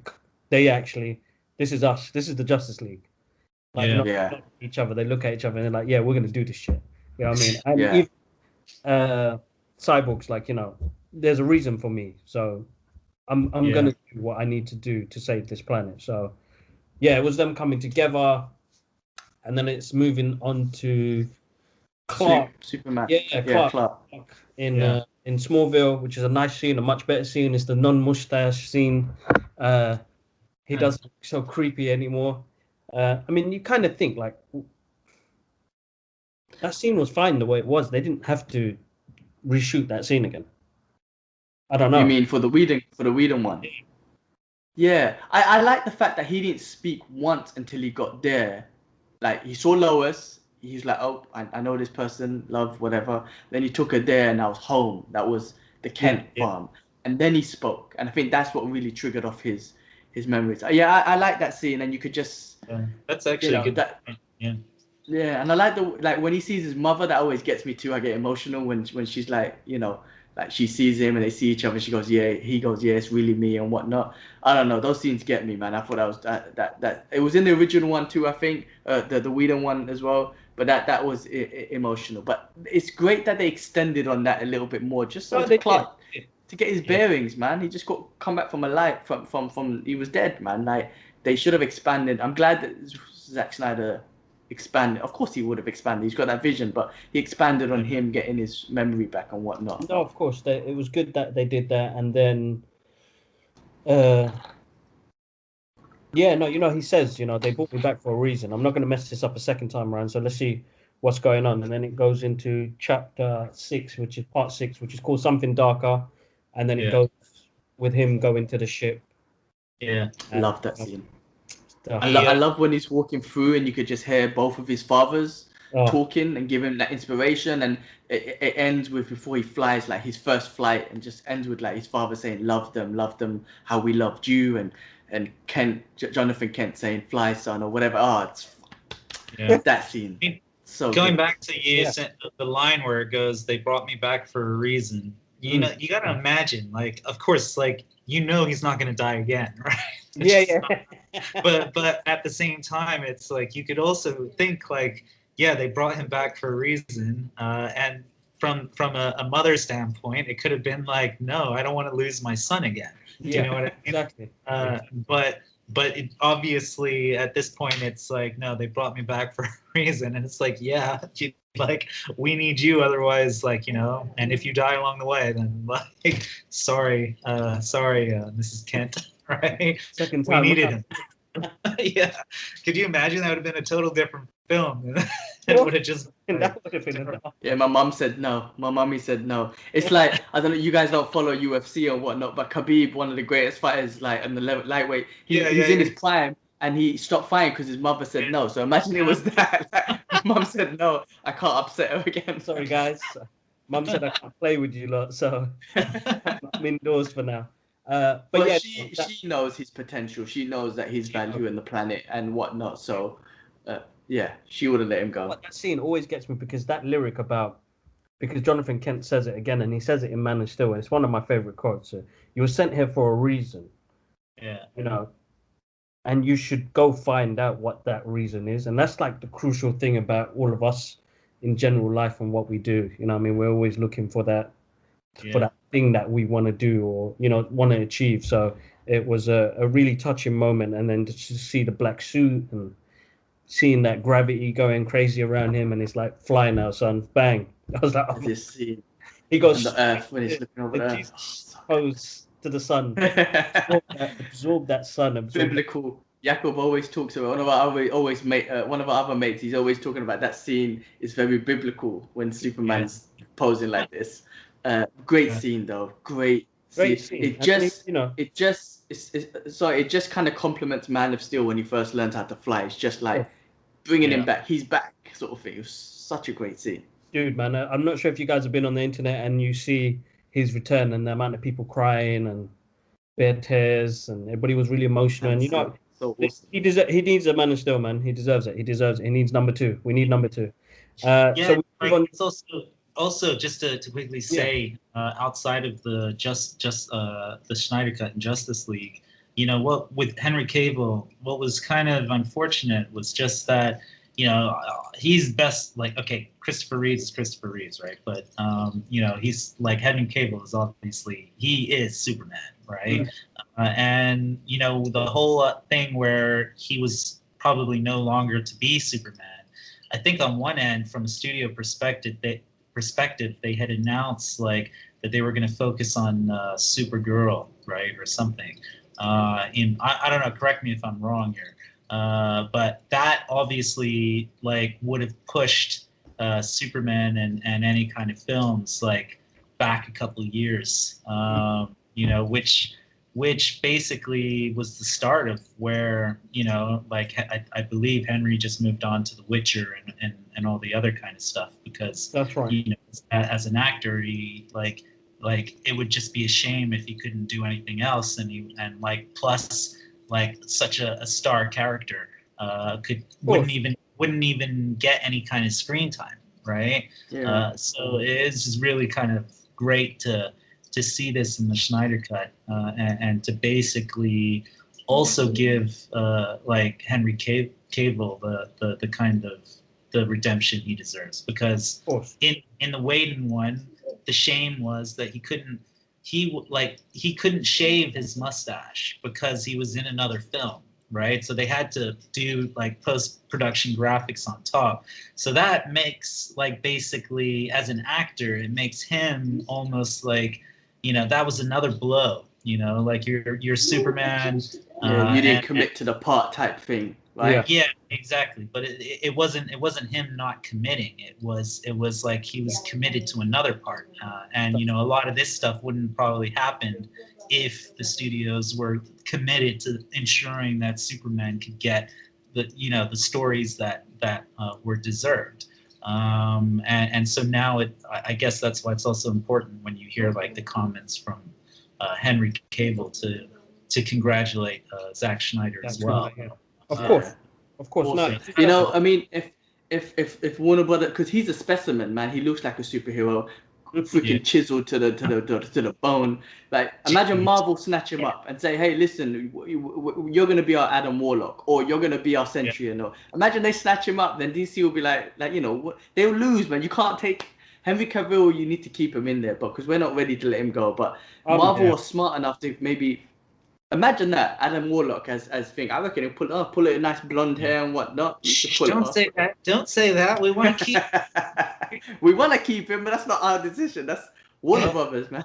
Studios. But yeah, moving on, going Gibbs. So get to the last part where the Justice League will team up and they head towards this place. I think it was like supposed to be. Is that Chiboni or something like that? Where I knew it. Now you've changed the word in my head, but yeah. Anyway, just to really touch on that real quick. At least in the beginning, Steppenwolf kind of explained why that location was picked. Yes. There's no human beings there. It's nuclear, whatnot. I know it's a little bit, man of steel, don't kill everyone in the city type thing, like because they got so much shit from that. But at least they explained that a little bit in the beginning. But Batman saying, Batman taking the lead, taking the ship in there, and then going apeshit with his Batmobile. I absolutely love that scene. But just to see all of them come together, and they were worrying for Batman. Like, what's he going to do? They didn't stick to the plan. Another thing, they didn't stick to the plan because they cared. Like that was awesome. But that scene as well, like when he says stick to the plan, and they cut to the shot and he's walking back and you see the doors closing on them as they had just walked out. You also kind of see like this again, this transfer of like power where like Batman is human and all of them are super human, right? But they all look up as he's like, because the camera's looking down, right? So he's on top as it's closing, and it's like almost he sent like his children out, right? Right. They look to him to say like, like, what about you? And he says, just stick to the plan and you'll be okay. And it's like I'd love to tell you guys where I'm going, but you need to focus on that. And so that's where it was different with the Whedon cut. Was that where Batman was more like, I've got to sacrifice myself, and then it's like, no, Batman, and then it's like, oh no, this is the way I'd hoped it would go. But in this particular one, it was more like, regardless of what happened to Batman, you wouldn't even have to say it. Like just by him saying, just stick to the plan. Like you would go, okay, whether or not Batman comes back from this or not, like, you're like, yeah, Batman, man. Like he knows what needs to be done, right? You don't need to say like, point out what he's sacrificing, right?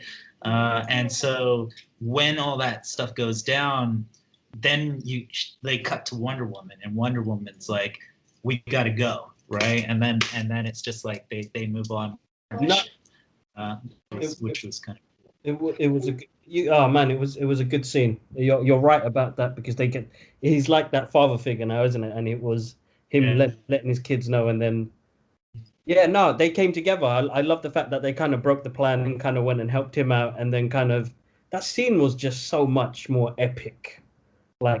I just feel like all the action was much better. I know we haven't even spoke about the soundtrack, but the soundtrack by Tom Junkie XL was just, wow, absolutely epic and so crucial to this movie.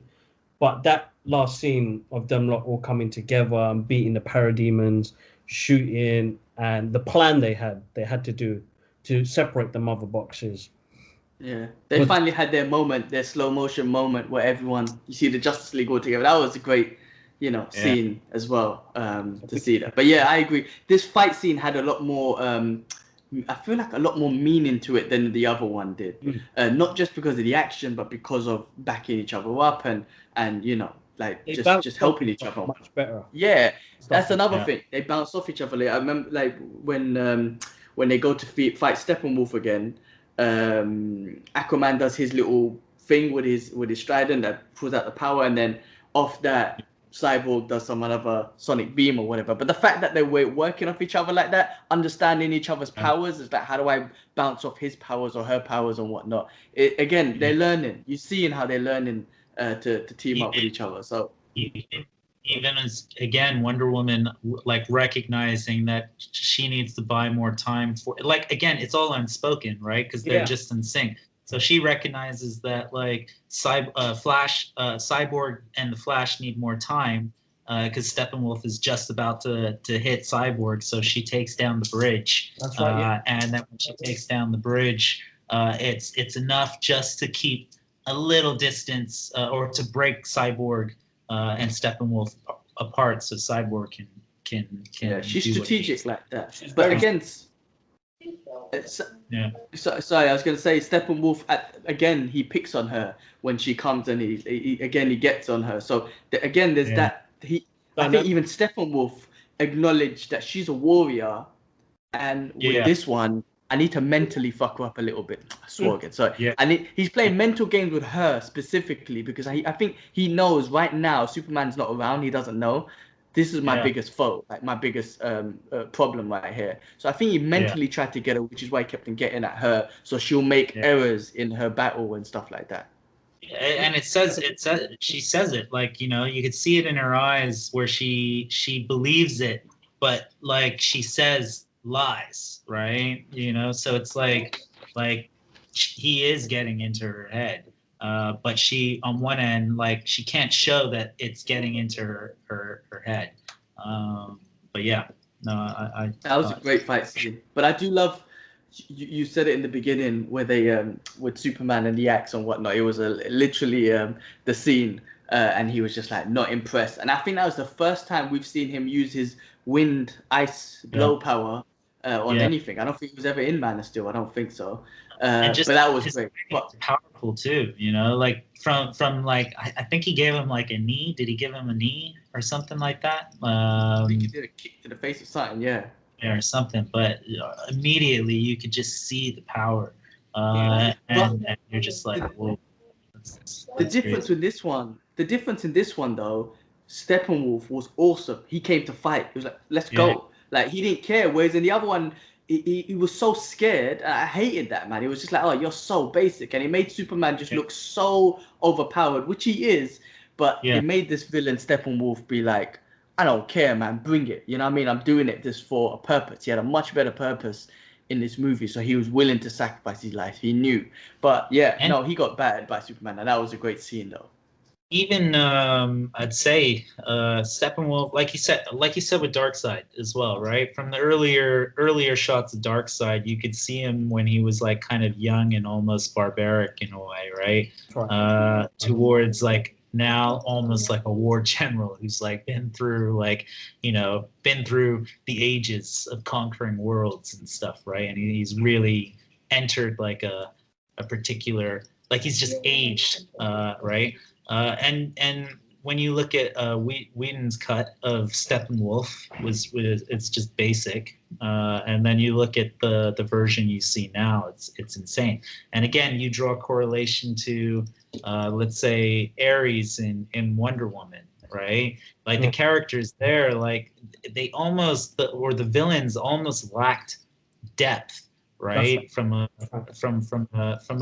CGI like special effects perspective, right? It almost like, don't get me wrong, I also loved Wonder Woman, right?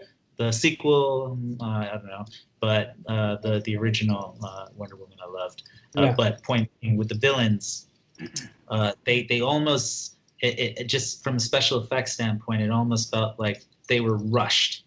But you know, in the Snyder cut with Steppenwolf, and then also, and again, I think this also has to do with testing the market, right? Of course. Which is why you would get the original kind of cuts just released to see what people would say. You get that off of certain things like Sonic the Hedgehog, right? Yeah. They tested the market with Sonic there. Everyone said that Sonic looked like ugly as hell. And then they went back into post production and right. made it a lot better.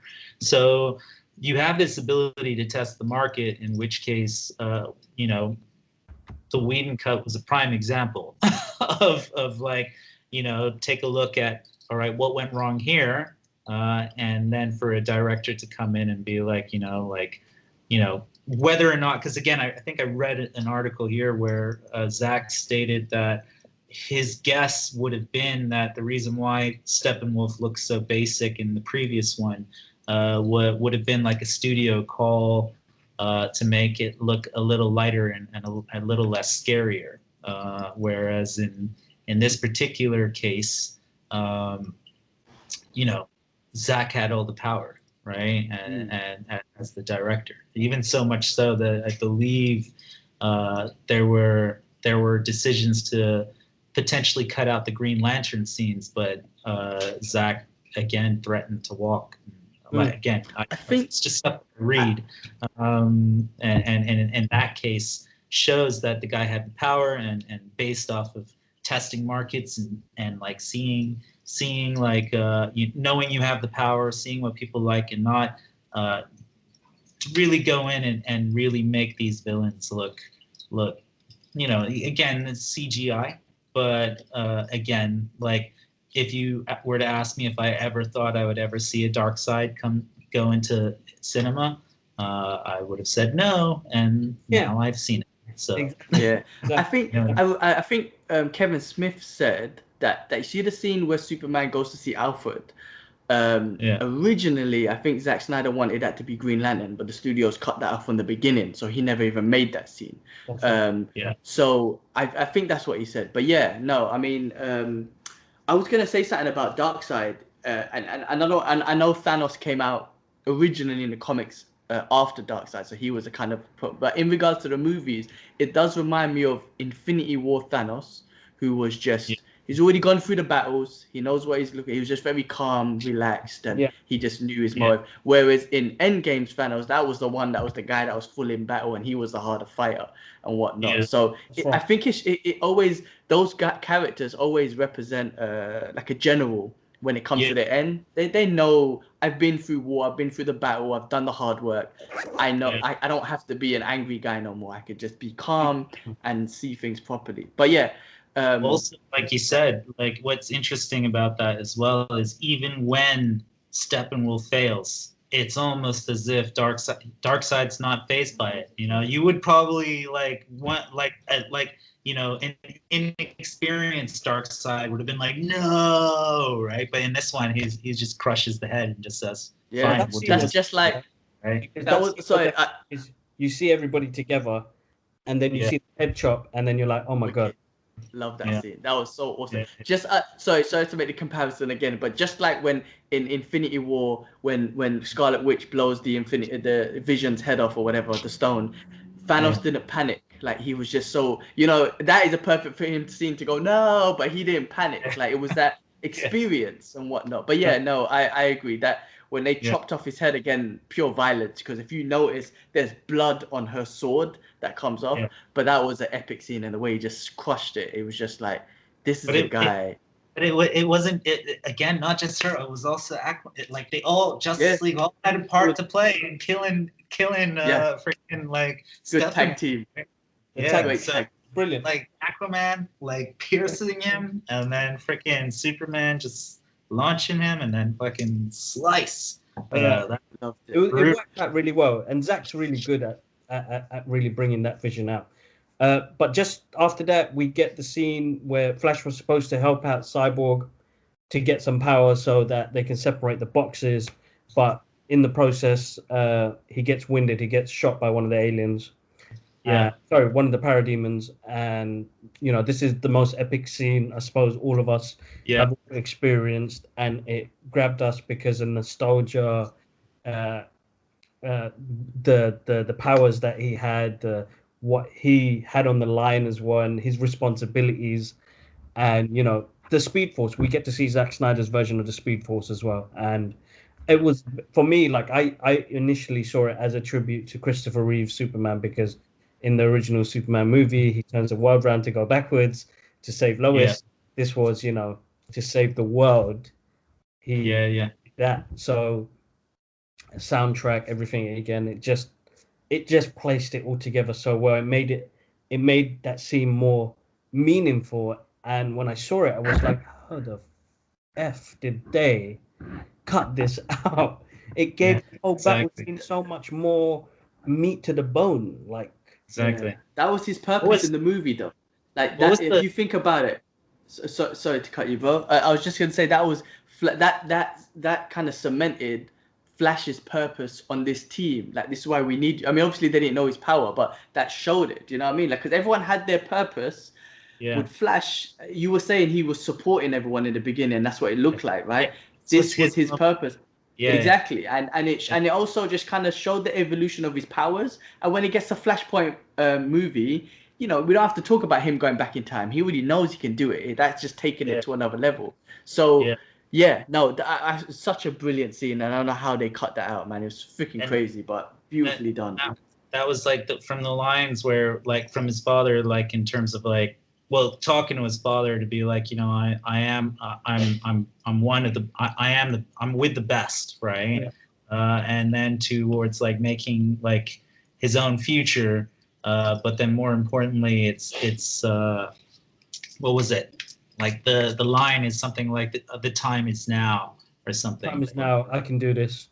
It's one rule. Brilliant. Let's do this, and absolutely. And awesome. I like that they did pull to that wide shot, so it was like you could see like him like ahead of everything, and just like trailing through.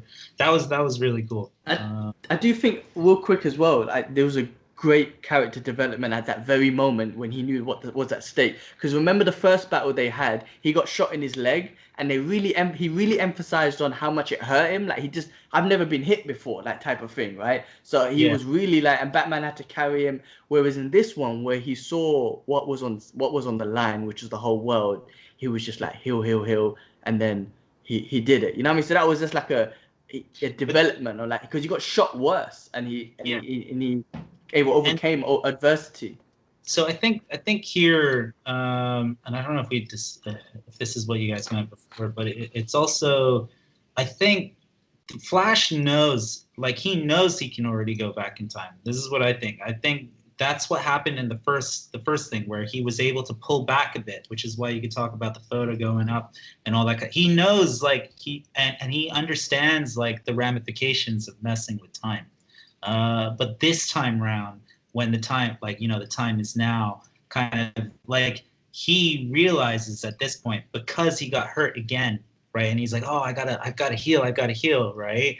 Like, it's this moment where it's like, it wasn't his fault, it just happened, right? And at that point, it's like, he's now like, and then he was too late, right? It was too late. But in that split moment from healing, like, he was even saying, I think at that point, he was saying, like, I've just got to run faster than the speed of light, I think he knew, like, it was going to alter, like, time. Whatever, time.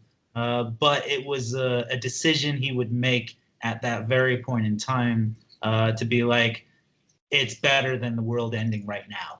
Do you know what I mean? And so he makes that choice, and again, it was just perfect timing and a good way for the story to kind of go like, yes, they failed, right? Oh no, wait, like, Flash, exactly. Like the Flash can change it all. But, and then in the epilogue, we see, like, again, from Cyborg to Flash to visions of the future, to Injustice, all that kind of stuff. Like, I mean, it's like again, that goes back to the spaceship and saying that, you know, that future is now set.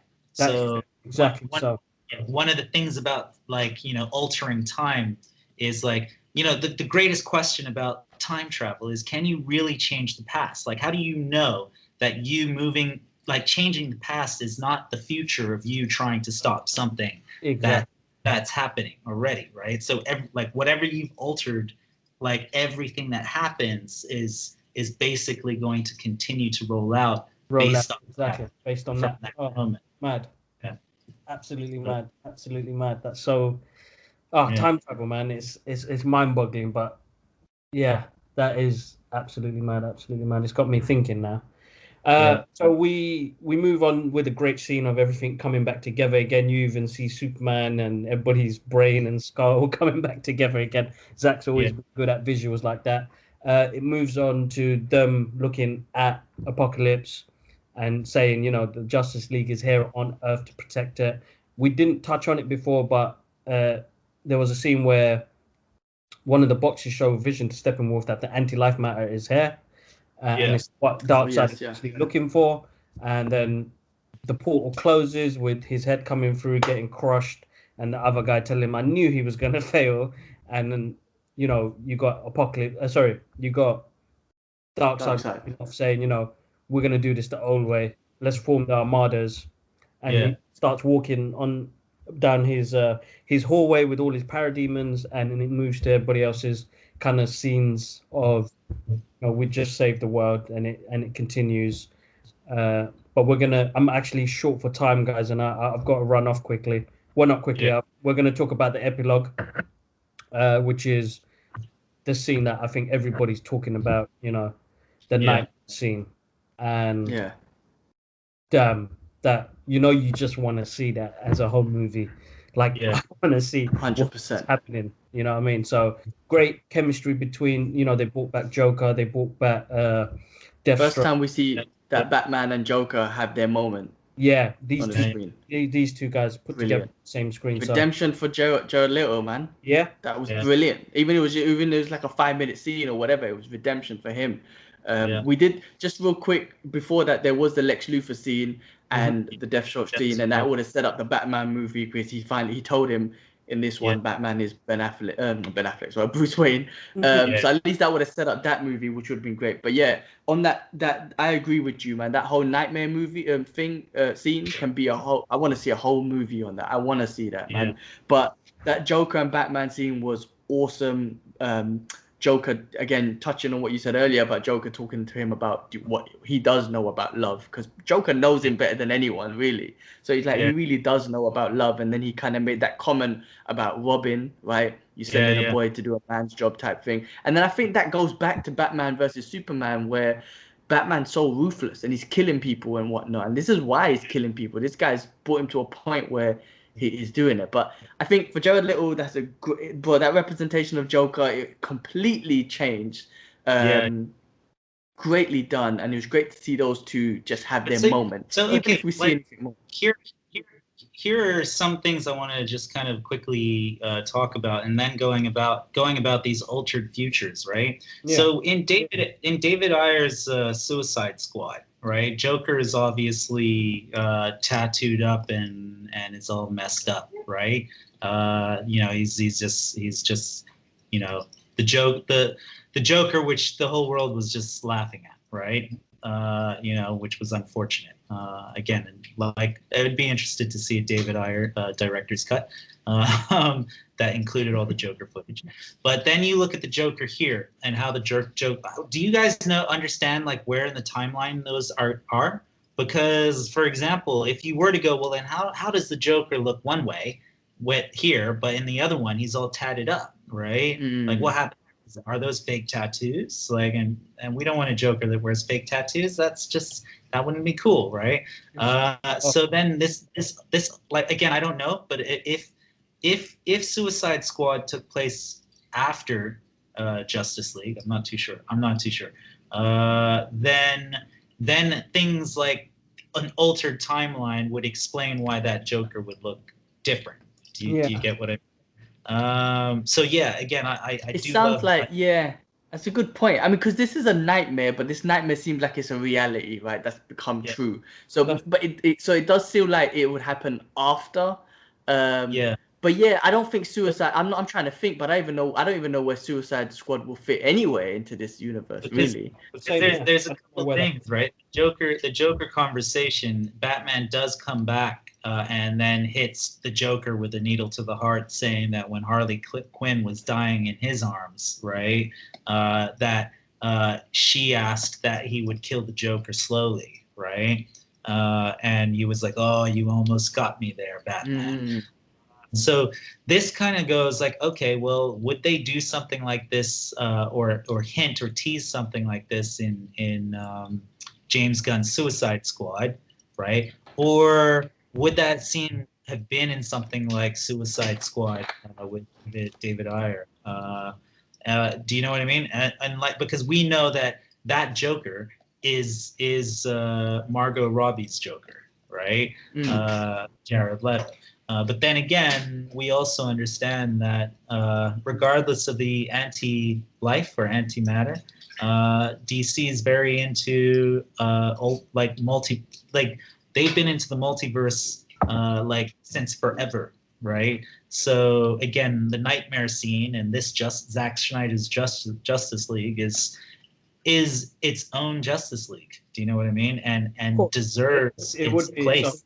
it's just Yeah. it would be its own thing. So I think it's not something that they're gonna like kind of I don't know. The thing is we don't know now because of how this has become now. So because you would also have like, okay, you have what's his name, the one that's doing the new Batman, Robert Pattinson. yeah, the director, Matt Reeves, sorry. Yeah, so you'll have Matt Reeves' universe. You'll have all these like. This is what's exciting about DC right now, is you can get away with it all. Like Ezra Miller was in the Flash TV series, right? Yeah. Like he made an appearance there. So like the expansion and the ability to just let people run with it and expand the universe and tell the multiverse. Everything from Injustice, right? Because there's a world where Lois Lane doesn't die, and Superman is Superman, and that Superman is Christopher Reeves, right? That's you know what I mean? There's a world where Superman does kill, right? Or like or like in this particular case, did Henry Cavill kill someone in Man of Steel? I think he did, right? Well, he killed Zod, didn't it? Zod, yeah. Killed Zod. Yeah, so he kills, right? So in like this is a universe that allows like the Justice League to spike Steppenwolf and chop off his head, right? Yeah. Well, you know what I mean? Ezra Miller's Flash could be, if they wanted to, the link between all the movies, because he just goes into the different multiverses, and he could be a part of Robert Pattinson's Batman and whatnot if they needed him. You know what I mean? I'm just saying he could be that link if they wanted to. But if the studios wanted to, they could just let Snyder have his universe and just bring out the new universes as well. Like you don't need to just do what Marvel did and just keep it consistent. Just have two different universes. You could tell multiple different stories. Someone could die in one of them but be alive in the other one. Like why not? Why the hell not? And it works because the Flash, all he needs to do is go back in the Flashpoint paradox. It's like a reset anyway, right? And it messes with the timeline. The thing is, like Injustice, the story is also based off of a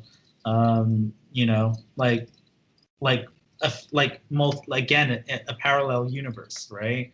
And so in the end you have, I don't know, I love it. The nightmare scene it hints the larger story of the Injustice story, in a world where Superman does turn bad, and then the Flashpoint I'm guarantee is going to show the world where Bruce Wayne died and his father became the Batman and runs around with like guns and shoots people. Right? I can't wait for that. There's so much potential and there's so many stories they can come off this movie if they wanted to take it from different Flash movies, Batman, Green Lantern, whatever. Yeah. There's potential, or like we said, that nightmare scene itself being a movie in itself that everyone wants to see. I mean, who doesn't want to see that stuff? So they got this movie has got so much directions it could take, and you could just build so many different stories from it if they wanted to. Yeah, I just want to see, to be honest, like I just want to see a redemption for Green Lantern, because he like whether or not it's Hal Jordan or it's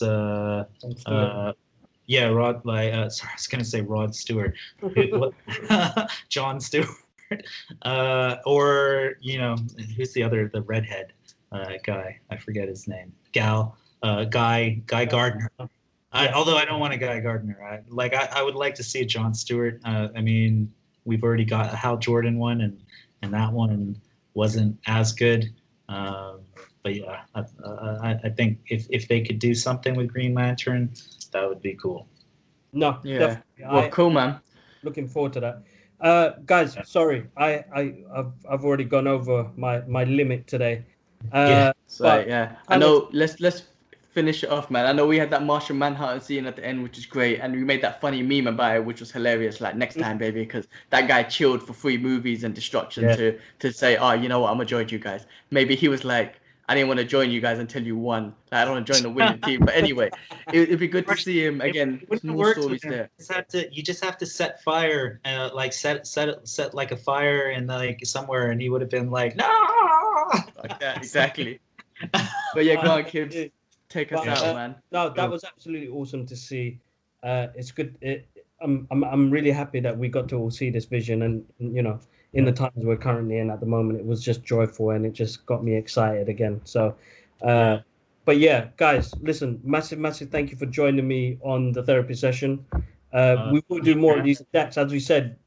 We're going to get you involved in more of the podcasts. I think it's great to have your thoughts on it as well, and your vision on things as well. I'd love to have more time with you, so we'll set up more calls like this. I think it'd be great to do this more often.